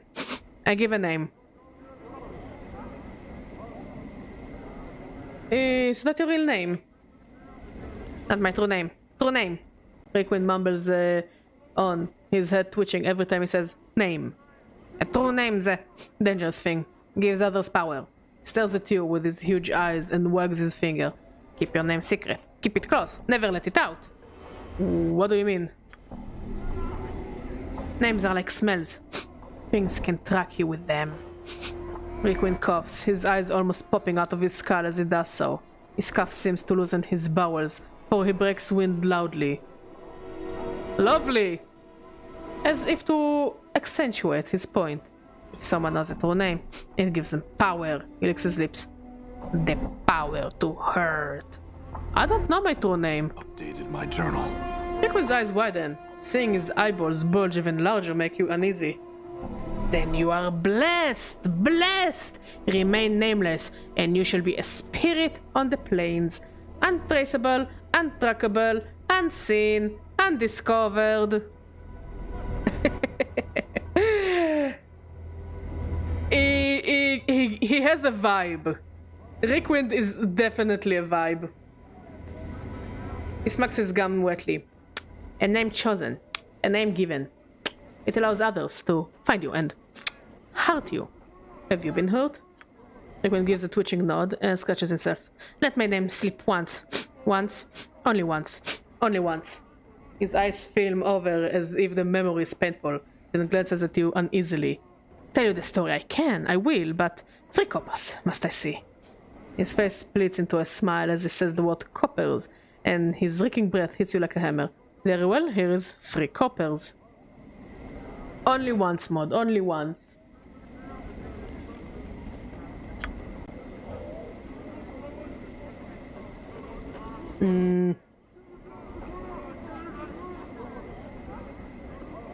Rickman gets into a stance, looking left, looking right, then faces you. His face clenches, then with a grunt, he breaks wind again. Fucking hell. The smell nearly levels you, but he takes no notice. Look, I'm just glad we are dead. Cursed I! Walked the words in splendor. He stands up stiffly, nose high in the air. He stunters back and forth, nodding to invisible passerby. Listen. Updated my journal. Rickwind freezes, his arms akimbo. Crossed path, with a crossed one. Head the looking of a pumpkin. He sits. Curses! Rickwind then thrusts his belly out so as to appear fat. Slicks back his hair with his filthy palm, so he looks almost bald, and begins drumming his fingers on his fat belly. He then walks about, circling the spot where his stuffy upper-class persona used to be. All a jumble with curses, this one was. With a sneer and a careless gesture, Rickwind tosses an invisible curse at the stuffy persona. Knew my name. Let it slip I had. All it took it all. He stiffens up again, inhaling deeply, and resuming his upper-class persona. The persona suddenly crumples, and Rickwind breaks wind violently, then exhales, filling the air with his foul-reeking breath. Cursed with stenches, smells excrement. Came here to tell tales, all good for now. Now Rickwind is the name. Given name. I see. I had other questions. Questions. Rickwind hunches over, regarding you warily with his huge eyes. Answers?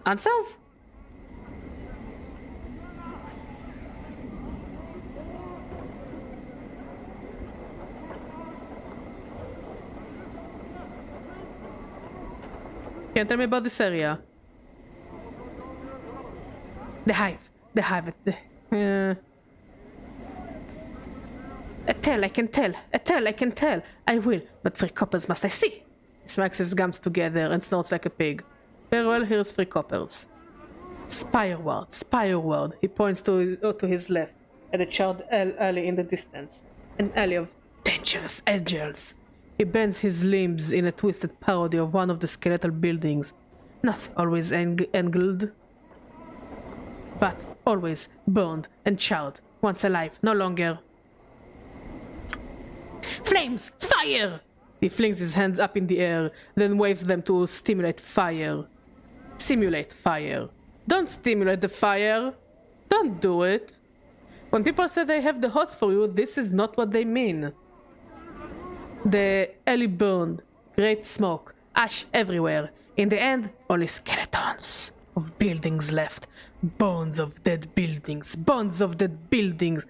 Angles everywhere. Angles, angels, angles. Inglés.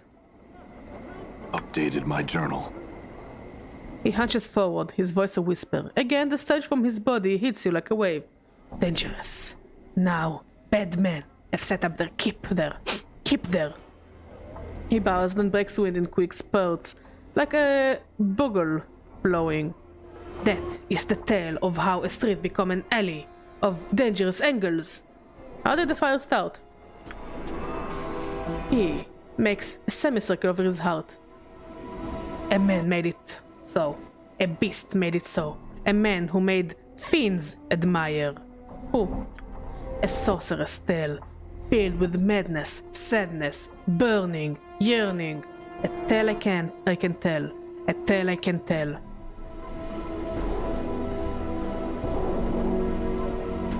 I will, but 3 coppers must I see. He hisses, then cackles in a way that reminds me of a fire burning. A dangerous tale, a dangerous tale! Very well, here is 3 coppers.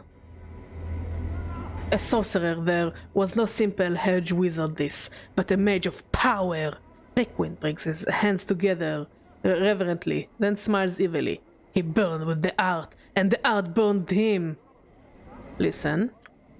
The name given him was Ignus, a name respected, then feared, then hated, then punished.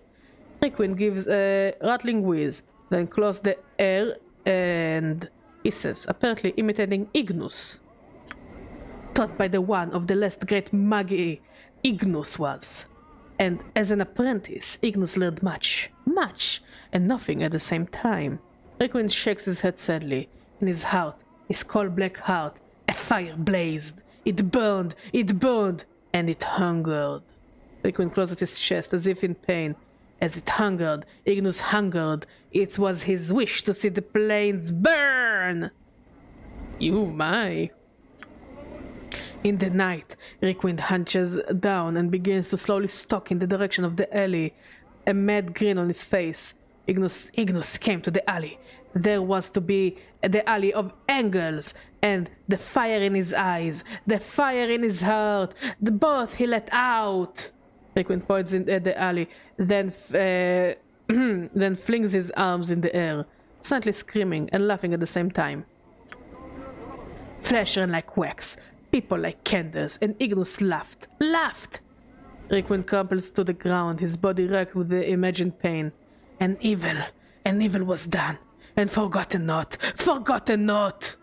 He stands up, then hunches over, looks left, looks right, then sounds mumbling, as if secretly in a conference with someone. Something was to be done. He stands up, stiffly, his face resolute.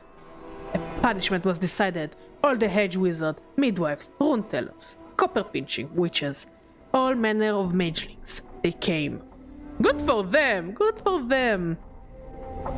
All, even those with the small trace of art, to punish Ignus.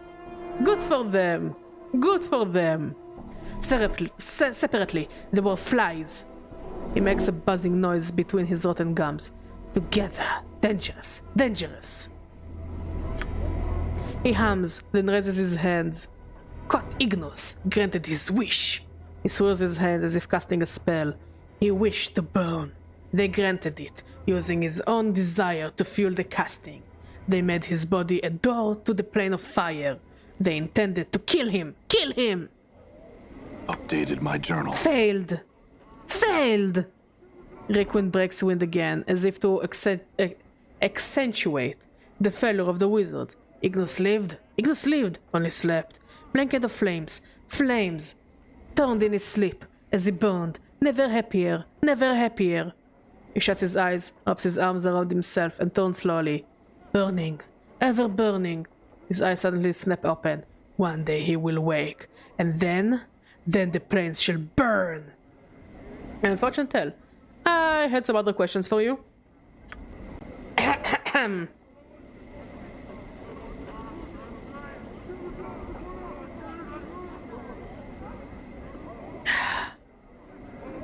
Could you tell me where I could find someone named Farod?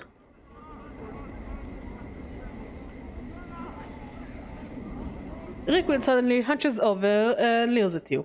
He walks around you for a moment, dragging his leg as if lame. A king! A noble tale! A noble tale! A tale I can tell, but 3 coppers must I see. Sure.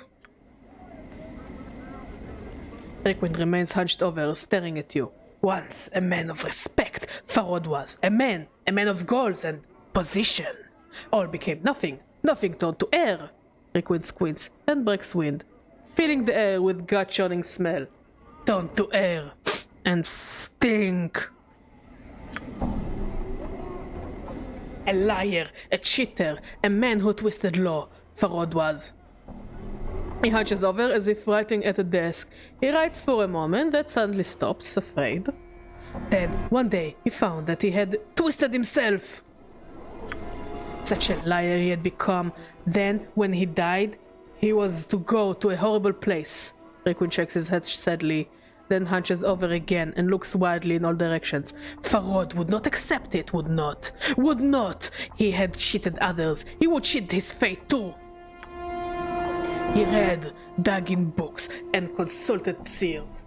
Requin stalks back and forth, his hand over his eyes as if staring off into the distance. And they told him that only in trash could he find that which would let him cheat his fate. Requin breaks his wind again, then gives a wrecking cough. Perhaps they lied. Updated my journal. Requin sat up stiffly, then begins to fling off imaginary clothes. With every piece of clothing he throws away, he becomes more hunched. Farod threw away his position, his goals, and took up a new title. Requin stops, then leers at you. He claws at his rags, shaking them, and became a king of rags. He would rule the trash, have his subjects search it all, and find that which he needed. He shakes his head. He looks even now. Do you know where I could find him?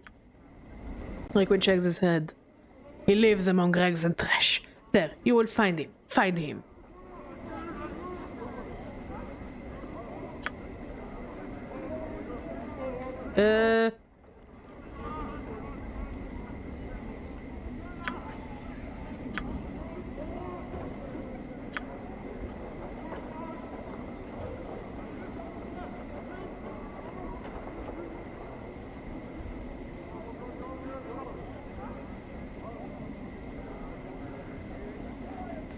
Okay.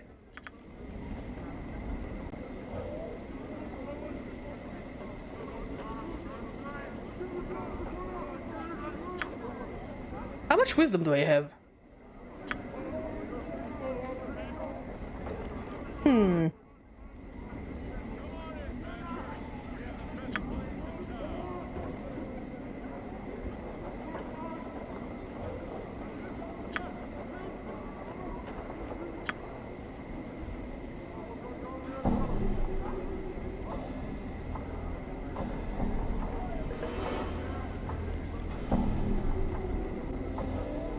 I want to hear the story of the man who came into the city without name or memory and spoke with the cursed storyteller who warned him of the danger of names.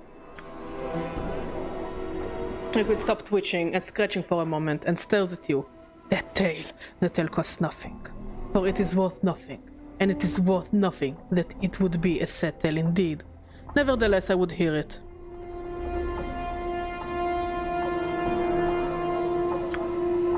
Where would such a tale begin? Requin grunts, then gives a wrecking whiz that makes your eyes tear up. He seems to be thinking. It would begin with a man waking up in the mortuary, believed dead, but in truth, only his memories are dead. Requin nods, then studies you, and starts scratching himself violently, as if to give himself scars. Dead, but not dead. No memories, no name. He escapes the mortuary, enters the hive, and speaks to a man who let his two names slip once, and has regretted it. Requin seems hypnotized by your words. Yes, much danger in naming. Perhaps, he pauses, perhaps the man to whom the nameless one speaks is a warning to the danger of names. He seems to choose this over. Perhaps he who has forgotten that his name is better off? Is he? Is it better to suffer truth with all its consequences, or is it better to remain ignorant? Which of the two men is better off? Requiem gives a hacking cough, then spits, the spittle green and wet. Then he turns back at you. It is your question, your tale. He speaks slowly. It is you who must answer it. I want to hear your answer. Requiem shakes his head. My answer. My answer. He coughs again, belching forth another wave of fumes. He smacks his lips as if trying to drive the taste from his mouth. My answer is this. They are both fools, but only one knows himself a fool. Okay.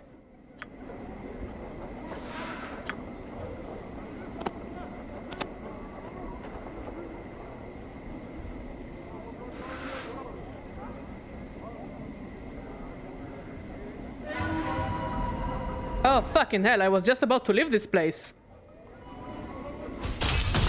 Oh well, bonk bonk. Bonk bonk o'clock.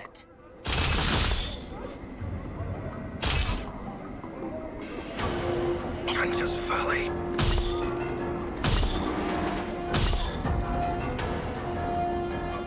Money? No money. No money, no honey.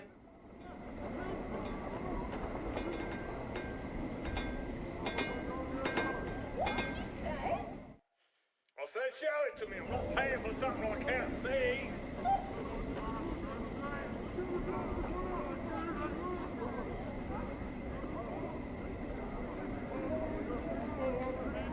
Come on inside. Come see the Burning Man. He's on the spit. You'll love it. You, sir, come on in. You see a thin man with stained clothes, a hooked nose, and two stubby horns jutting from his forehead. He is stumbling about and muttering to himself. He stinks of brine, vomit, and cheap wine. Greetings. Sven squints blurrily at you.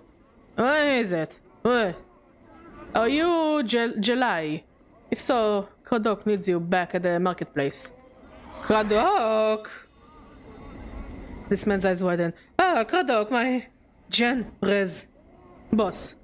Well, you can tell him this. He can pike off, and that is a filthy dog.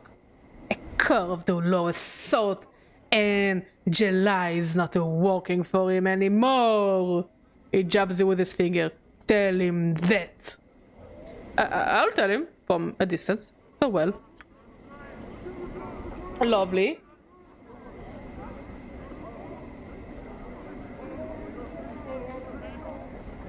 Come on inside. Come see the Burning Man. He's on the spit. You'll love it. You, sir, come on in.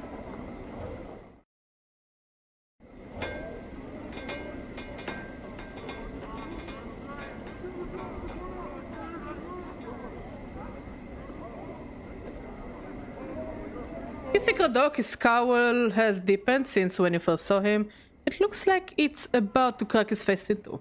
I found July. Is that right? Kradok glances around. Where is he, then? He is said to pike off.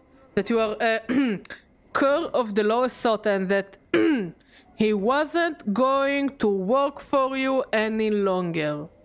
Updated my journal. Kradok's face turns bright red, and his face cracks into a snarl. Then be his name. May all the evils of the plains found his footsteps. A blistering streams of insults, threats, and speculations about Johnny's family roots issue from Kradok's mouth. New taunts, all right. Ooh! Mort clicks his teeth together as Kradok builds up steam. You can almost hear him taking notes inside his skull. That's actually kinda cool. Kradok finishes his tirade with a grunt. Damn, that July. You know, I could fill in for him if you need help.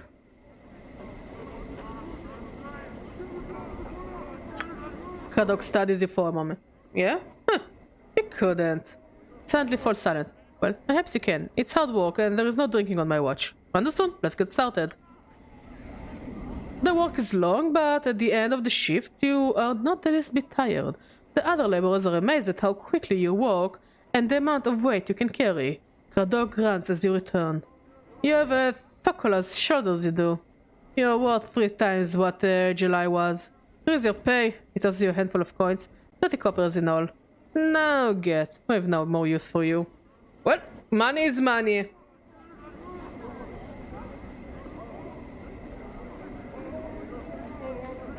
Jellied Hydra eyeball. Let's go back to Norwich.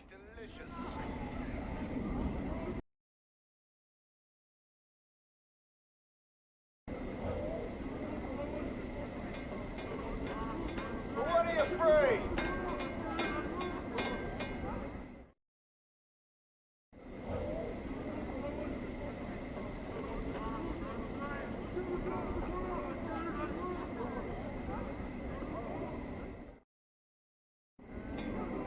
Started crutching telling us copper about that. Today said walking once looks like. Started crutching telling us copper about that.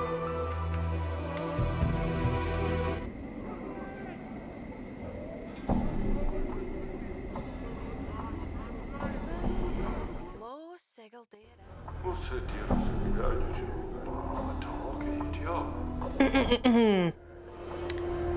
You see Norwich? He's pulling at one of his spikes of hair and using it to scratch a spot on his face. You can't help but think he would look a lot better with dreadlocks. I found the not Dustman. He won't be picking pockets in this town again.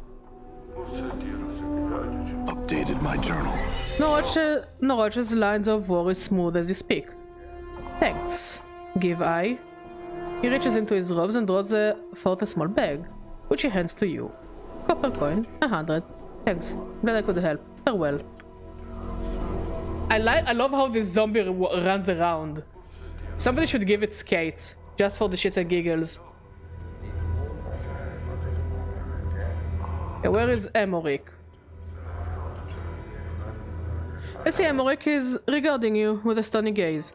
I had some questions for you. Emoric waits. I spoke with the Norwich and did as he asked. Emoric nods. You have done as I asked. Do you wish to continue with your initiation?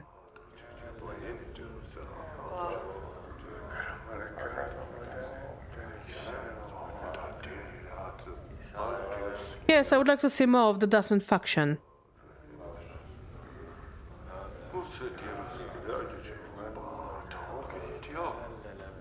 Yes, I am still not certain my beliefs are those of the Dustman, but I would like to see more of the faction before making a final decision. I have another test. Seek out one of our initiates awaiting death. He is here at the bar. He reaches for the true death out of passion. If he persists, it shall remain forever out of reach. Speak with him and see if he can be helped.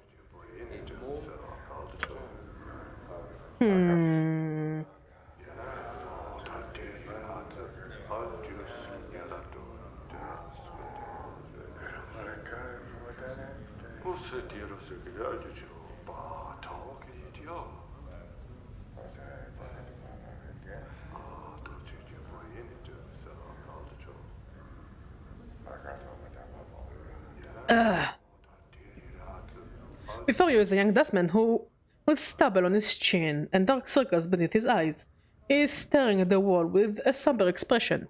Greetings. The dustman doesn't look up. He stares straight ahead, as if he's seeing something several leagues beyond the walls of the bar.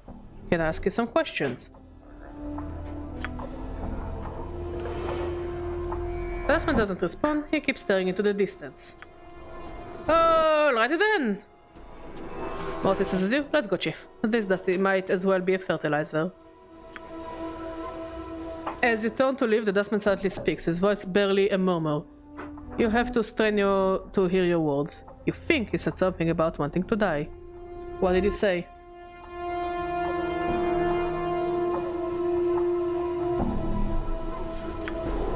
But expressions does not flicker. Do you want to die?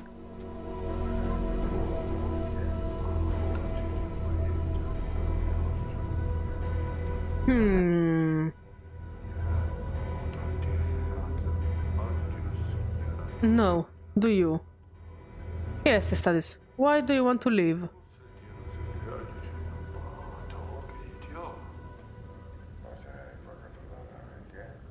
There are certain questions I need to answer about my life before I'm willing to surrender it. I want to find out who I am. Desmond listens silently. After you speak, he does not respond. Merely watches you. He looks like he's thinking. Do you want to die? Is that why you asked? Yes. Why do you want to die? This existence is a mockery of life. I do not wish to continue this charade any longer. His face wrinkles in disgust. Why would anyone wish to remain in this foul city in the center of a multiverse that feeds on pain and hatred? Death is silent, comforting. Surely living cannot be as bad as you make it out to be.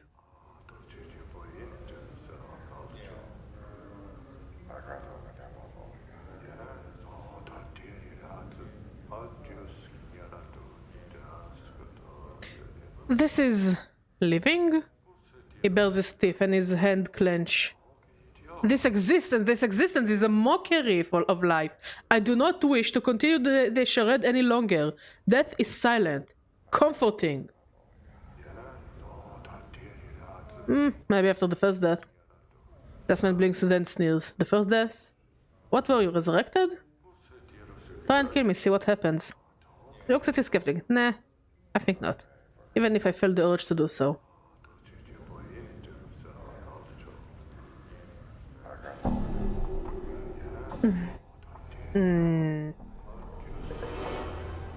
Never mind then. What did you mean before about being resurrected?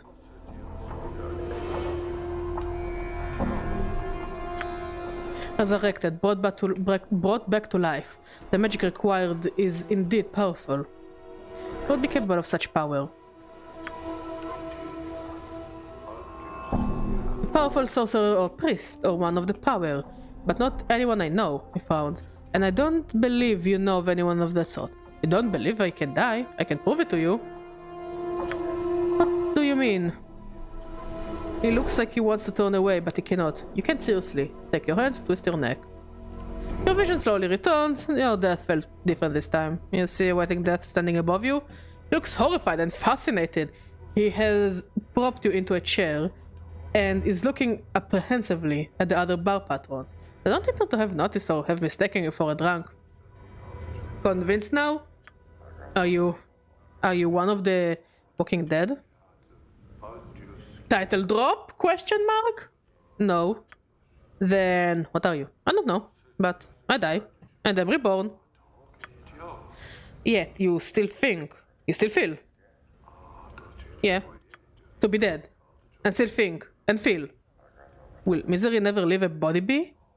The thought seems to horrify him. Even death is no release. Indeed, perhaps you should not be so quick to abandon this life before knowing what the next life holds for you. The boy falls silent, thinking. Eventually he turns back to you. Your words carry weight, sir, and a fresh perspective. I will do as you have said. That is all I ask. Live, grow old, and learn. Farewell. Okay, that was kinda wholesome.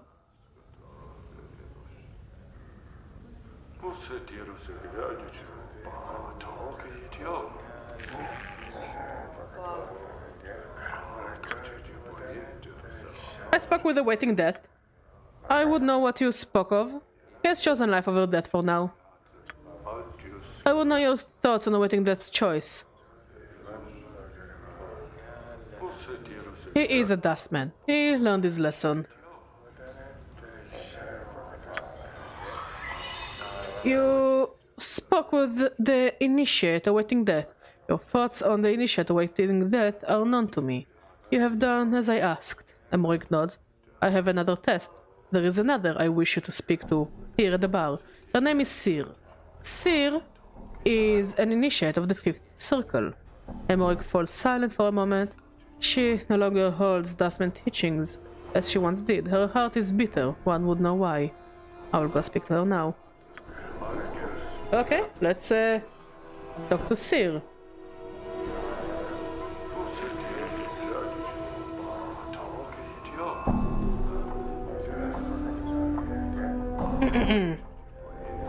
As you approach, the elderly woman turns and stares at you.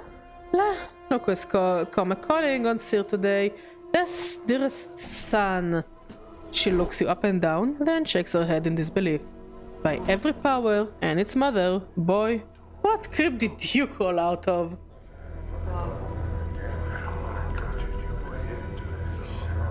Well, the crypt was losing its charm, so now I'm looking around for the right place to die. Know of anywhere? She barks a laugh, then rattles your ears. I like her. I like Sir. Not here, unless you want to die of boredom. What's wrong with here? Someone pinch your sense and your side, boy. She waves her hands around the bar. Look around. What do yours tell you? Dustman. Very good. Sir chuckles dryly, though she doesn't seem to be laughing at you. At the risk of explaining myself, Dustmen are the dullest breed of dullards ever to nest in sigil.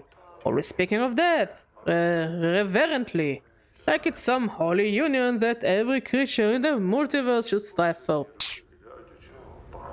But you're a Dustman.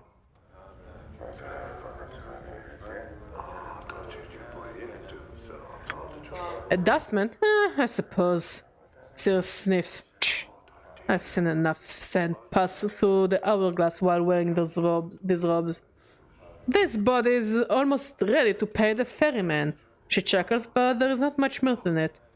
Are you afraid of dying? Of course I am, boy. Who isn't? She frowns and glances around. Well, except Dustmen, they're not afraid because they've been swallowing so much of their own bed droppings over the decades, they're blinding themselves into thinking that death is some kind of release.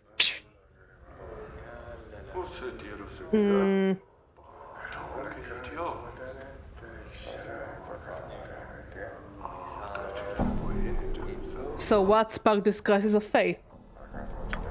She shrugs. Life, I suppose. She frowns. Ha! Never you mind. I won't bore you with the niggling details. I would like to know, actually. Oh, would you? She looks at you skeptically. Shh. How old do you take me for, boy?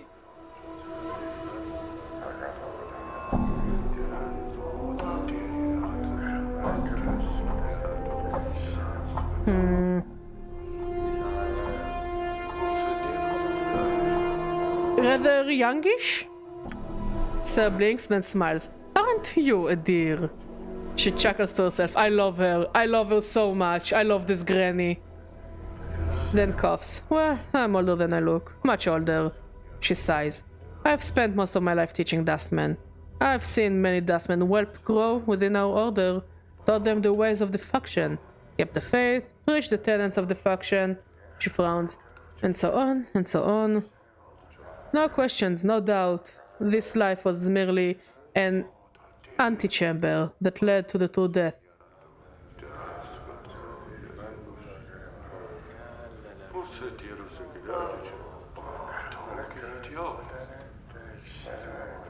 What happened? Well, half month back I went sick with a fever, she sighs. I thought it was the end, it rotted my cage. How? My face becomes a stone. There is something about having your faction members circle around your deathbed like a pack of pale-faced ghouls, nodding and agreeing that your suffering and dying is all for the best.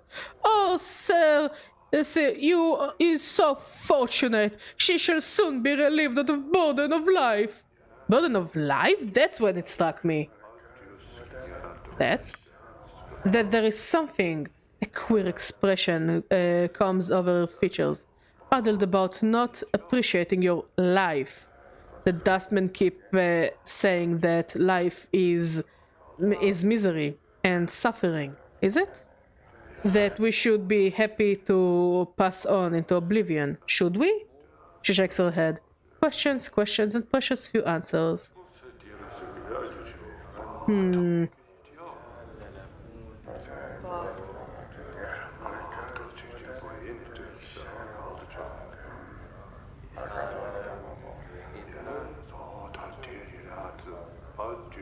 What will you do? To be square, boy, I don't know. Sarah sighs. That's the problem with doubt. I can't even trust that what I'm feeling is true, or if I'm scared of death, only because of my brush with the fever, or even what I should do. Is this a passing thing? I don't know.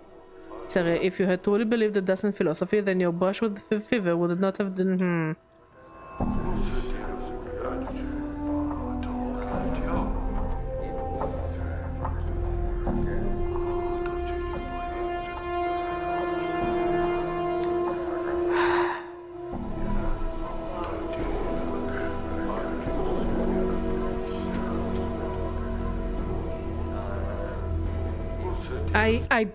I really like her, and I don't like any of those answers. Like, none of those answers feel very kind to me.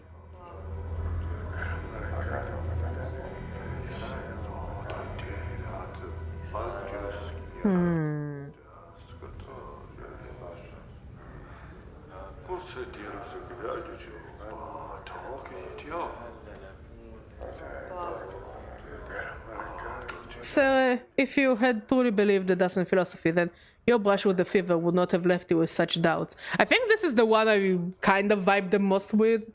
Sarah stares at you, then nods slowly. Maybe so, maybe so. She frowns, her face wrinkling up in concentration. I'll have to chew it over some more. You should, it's not small matter. Nah. Now, enough of me writing about my woes. Sarah stares at your scars. You look like you have shared a few handshakes with death yourself. Hasn't that changed your views somewhat? Doesn't it make you appreciate life a bit more?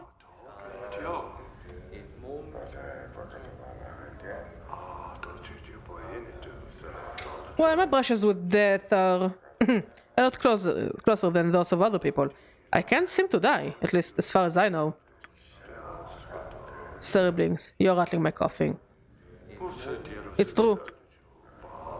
Strange are the ways of the plains, and I've seen too much to throw any tale out with the wash. She studies your face. If it's true, why does it happen? I don't know. She seems to think for a moment and shrugs. Makes two of us then. Most peculiar. Never heard of anything like that. Shame about the memories. Do you have any idea why this happened? Nah. Not a one. Never knew anyone who death wouldn't take, until now. Well, perhaps I could ask you some other questions. Questions, eh? Well, you can ask. Sarah looks at you with a steely eye, then smiles. Crypt walker. I didn't call out of any crypt.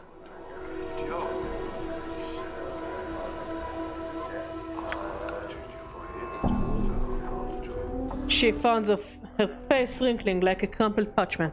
Right then, what coffin did you crawl out of? She mumbles. One of those shoddy splint coffees at Henry's, most like. Gives corpses splinters, I hear. She sniffs. That boy's not been worth a clipped copper since his father died. Who is Hamri's? Hamri's is a coffin breaker, coffin maker in the lower world. Inherited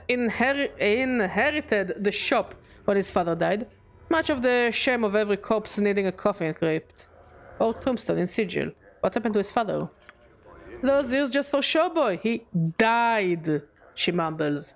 His son talked him to death, most likely. That boy's tongue doesn't stop rattling. I'm surprised it doesn't shake his head loose from his shoulders.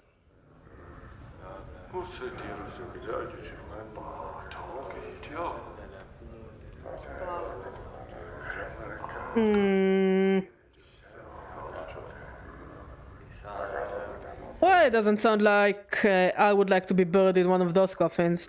Can you recommend anywhere else I could lie down and die? She barks a laugh, then rattles her ears. Your ears. Not here, unless you want to die of boredom. I'll keep that in mind. Must take my leave. Farewell. I like her! Can we rest here? No.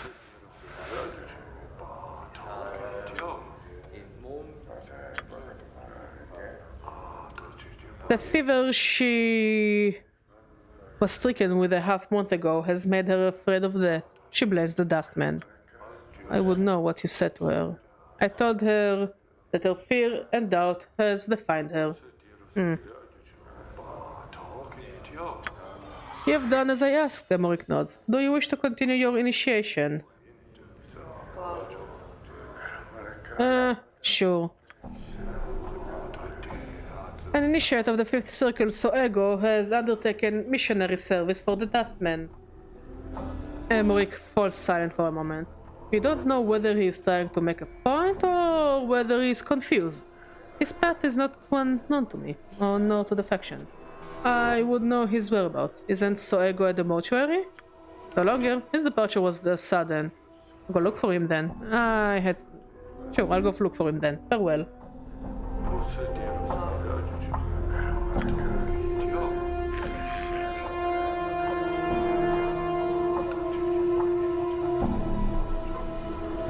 Okay, let's talk to Ben. Wherever he might be, there he is. You see Ben the Sender. As you approach, he looks at you hopefully. Well, were you successful in finding Kradok? Good sir? Yes, and I passed along your message, although it didn't seem to please him many. Updated my journal. Ben doesn't seem to have heard any word after yes, for he smiles and heaves a sigh of relief. Good fortune indeed. Thank you, good sir, thank you. He reaches into his robe and pulls forth a handful of coppers, which he counts out, then hands to you. 30 commons for delivering a message. Fair enough. More than fair, good sir. More than fair. I can say without hesitation that there is no finer possession in all Sigil than that of a runner for the House of Sanders. I'll keep that in mind. Farewell, Bane.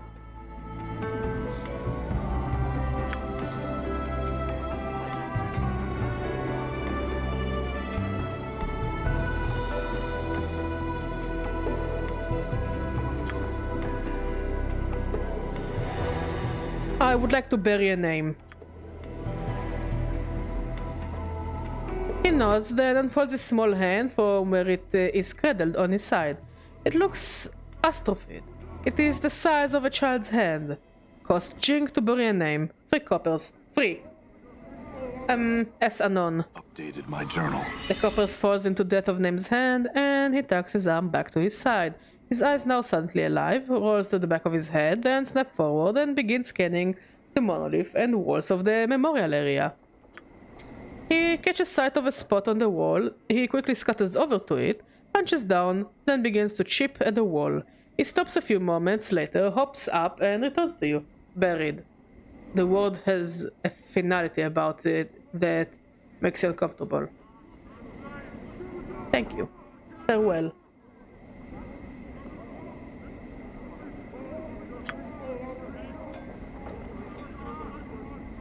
Okay, let's find the crier.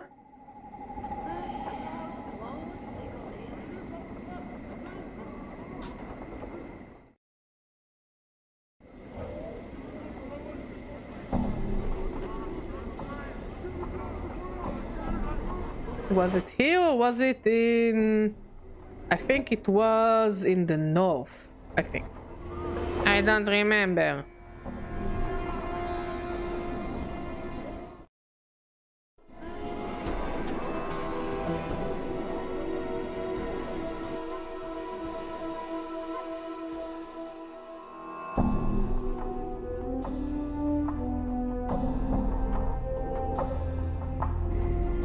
I think we need to go this way.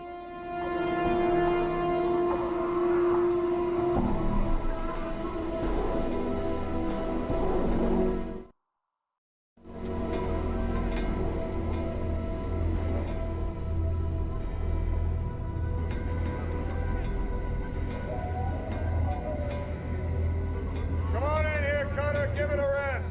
You don't want to sleep on the streets or get killed out here. Come on in. Here you go, Cutter. She's all yours. Hey, Cutter. I got a good place for you to stay. Come inside. You'll live longer. We got warm beds in here, Cutter. Come on in. Yeah, Connor, come on in. Yeah.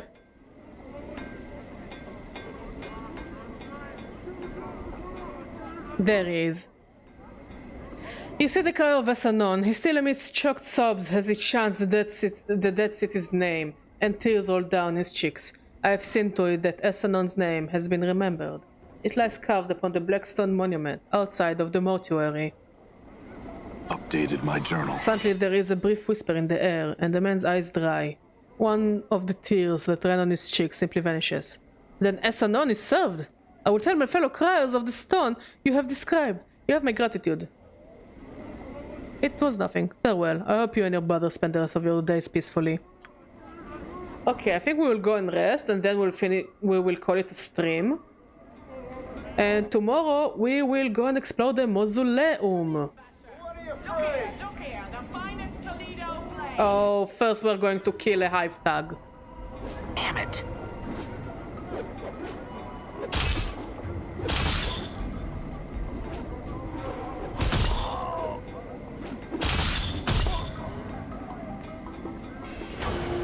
Done. Don't mind me.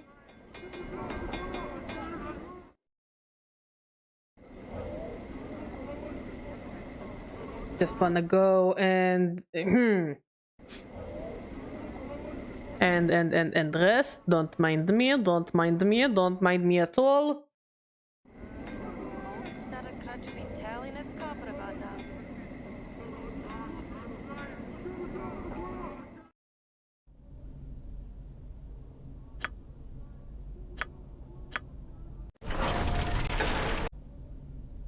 I rested for 1 day. Holy shit.